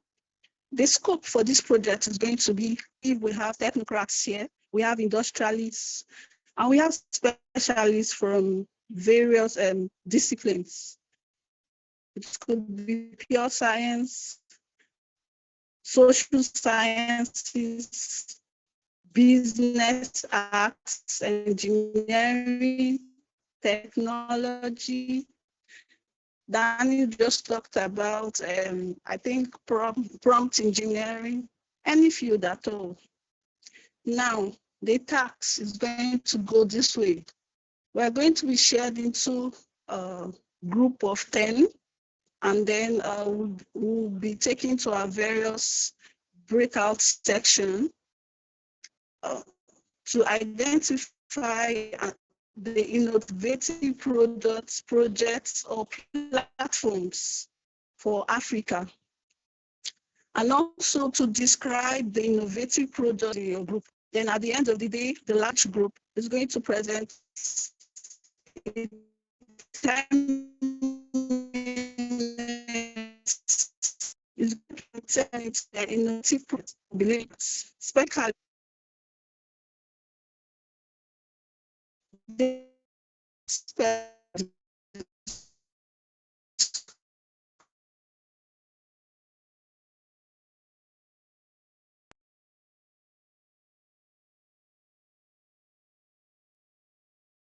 Is there anyone from the bootcamp subcommittee? Seems to change is having some challenges.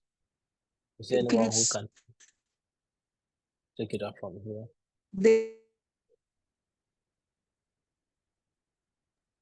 Yeah, our network is.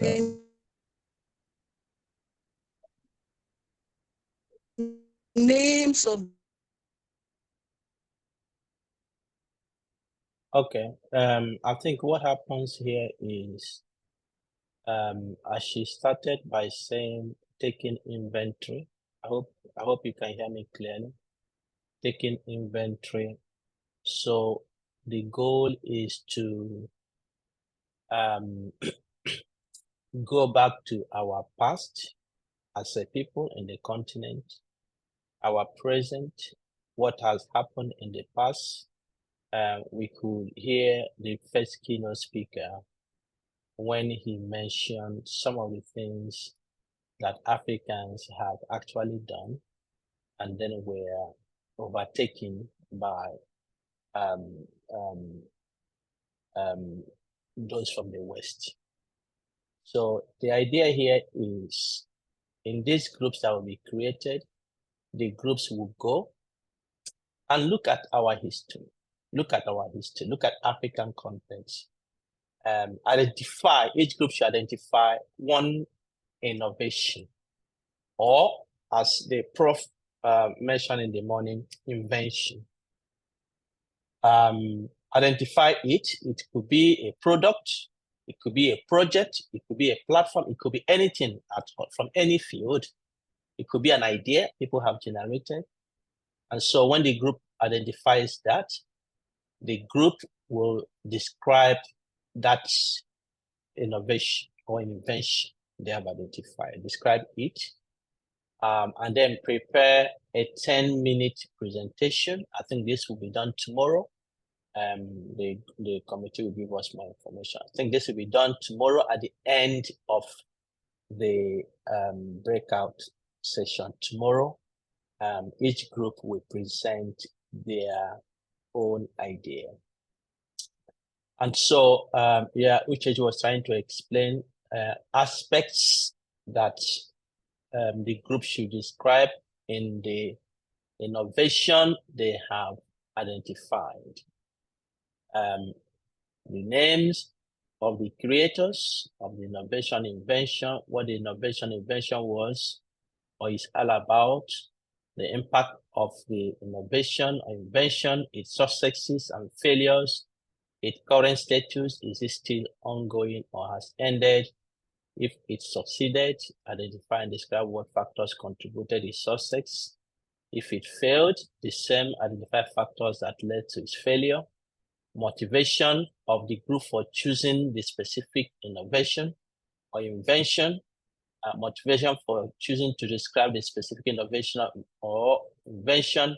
If the innovation succeeded, can or could it be improved, and how? If it failed, could failure have been avoided?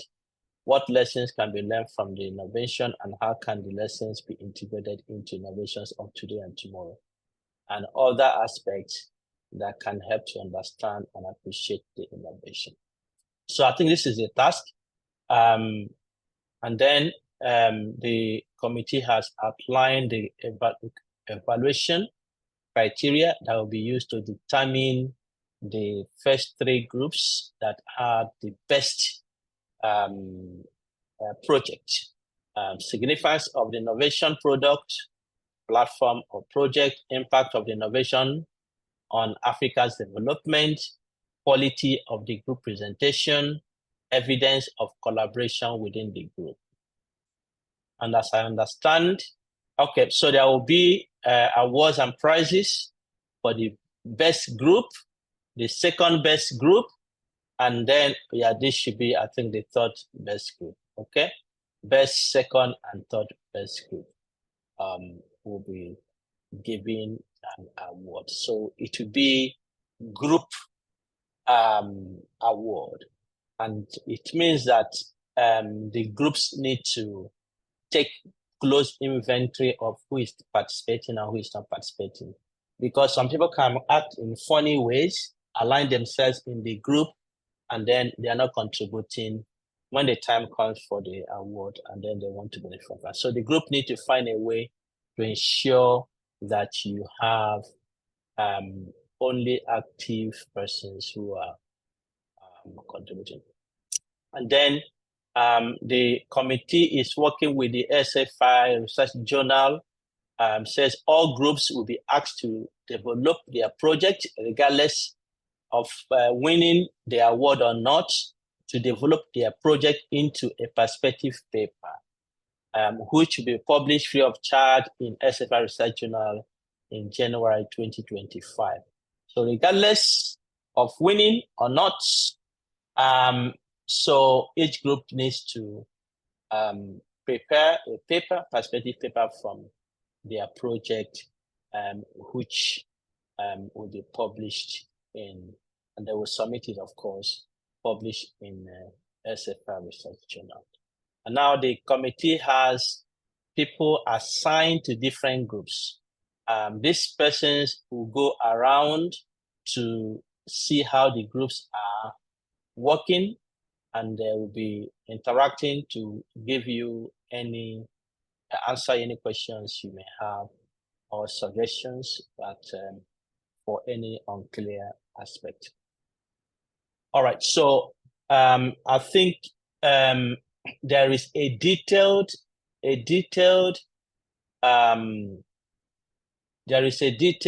documentation about this project.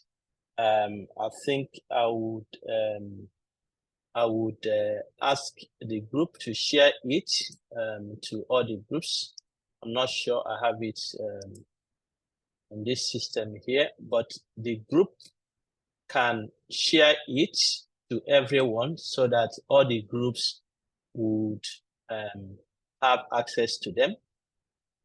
Okay, all the groups will have access to the detailed document. Now, what happens is that the groups have been created, and they are created automatically. They are created automatically. All right, let me just get this clear. And yeah, so please, I've sent it to you. If you can put it on the chat box, please help to put it on the chat box so that the groups can pick it up. So the groups have been created automatically. You go to the group you belong. But please, what you will do, because you see that many people will be falling out and then coming in again, please put your group number. When you know the group you belong, put your group number to the end of your name so that when you fall out, it will be easy to send you back to your group. Okay, I don't know if Uchechi is back here, if she can let us know the time we have for this, or if there is any other person from the group or our anchor. Do you know the time, the breakout? Okay, until 3:30, I can see here, until 3:30 p.m. GMT. That is when the groups will be returned back to the main session, and then we will continue it. Is anybody helping me to drop the file here? Is anybody helping me to drop the file here? I'm trying to do that.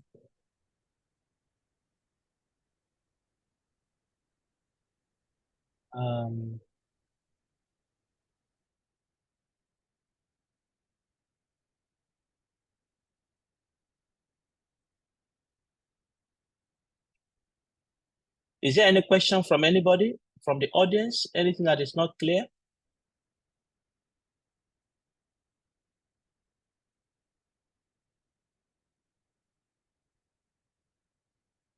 Okay, I can see the hand of our president, Dr. Eunice. Can you speak? Yes, Do you have... yes, Prof. It's not a question, but I wanted to advise that when people get to their groups, they can create a WhatsApp group for themselves so that if there is a way they can work even after 3 p.m. if they need to. That's fantastic. Mm.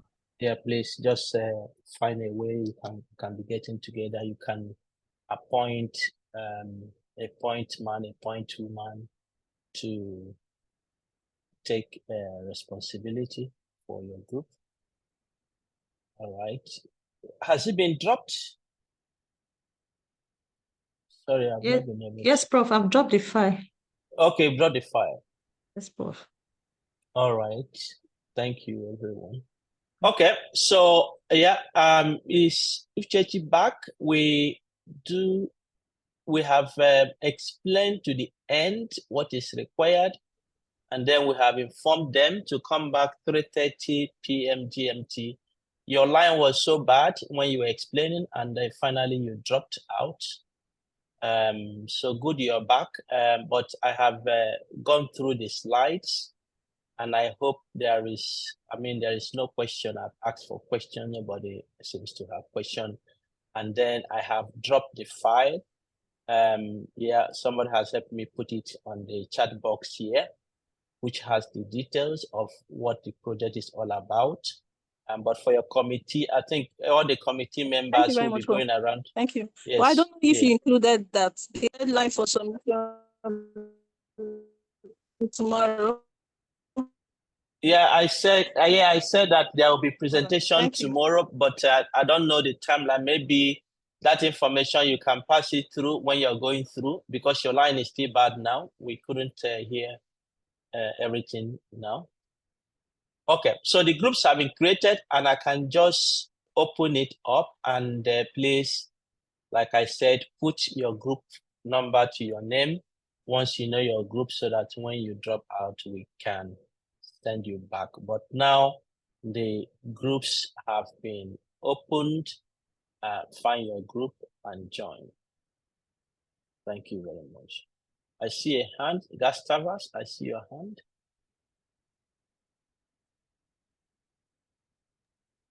Yes, Prof. Kindly put back that first slide of this presentation. It had instructions, and we'll take a screenshot. Thank you.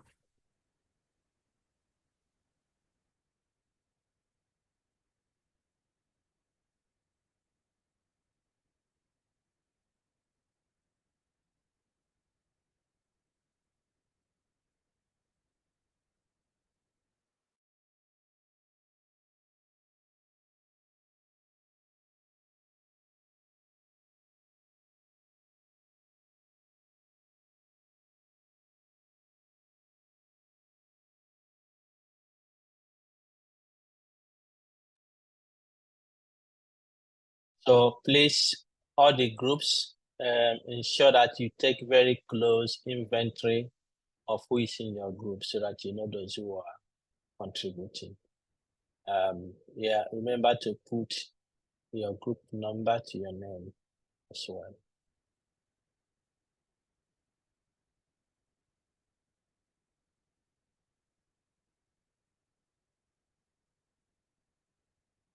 Okay. All right. You're welcome. Thank you so much for that wonderful breakout session. Brainstorming is quite innovative.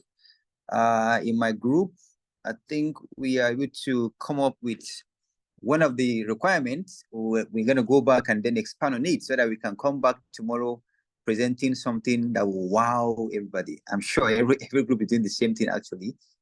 So I want to welcome you for it again. We'll be giving you full details how that will take place. But before we do that, I need to invite Dr. Emma for our evaluation. She can guide us all through what we're supposed to do on that. Dr. Emma. Welcome back, everyone.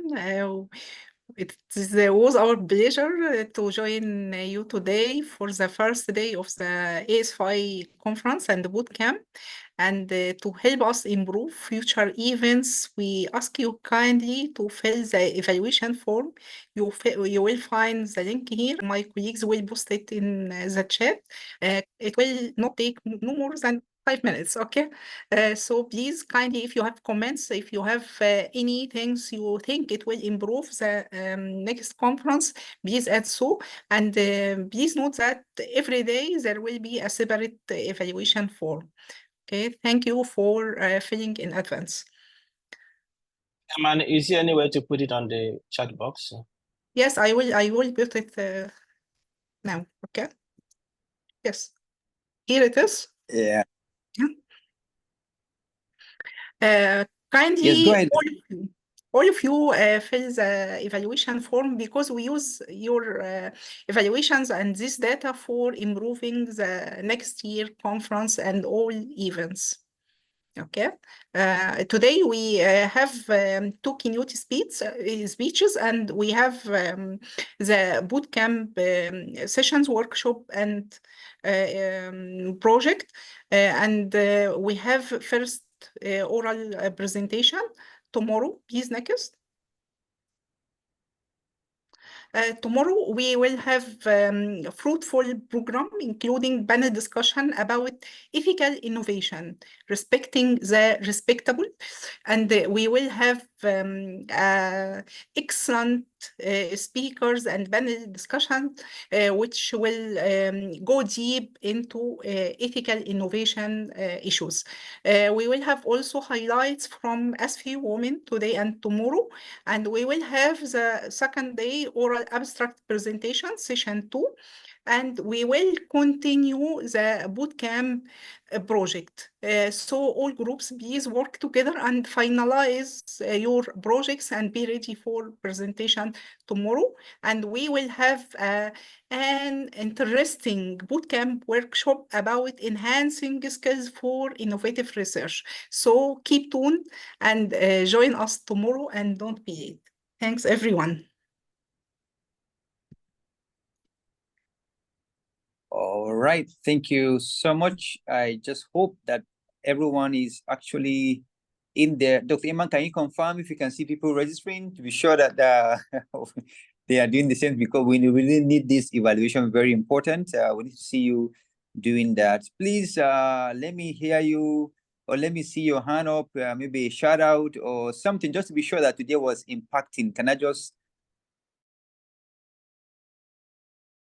I would like to thank you very much for organizing this conference. The first day has been very, very insightful, especially on our side. And the fact that it is a very multidisciplinary conference, it gives us insight on the different research or different research progress that has come along. I would also like to specifically thank the team of ASFI that have come up with this boot camp session, whereby we are able to look at the innovations that are taking place on the continent, and we are able to critique them along a list of indicators that we are supposed to look at. That also helps us to sharpen our delivery in the research publications that we are handling.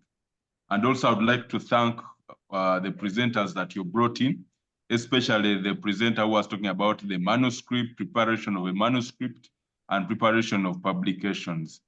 It has been very insightful for me, and that's why I've decided to give a verbal vote of thanks. Thank you.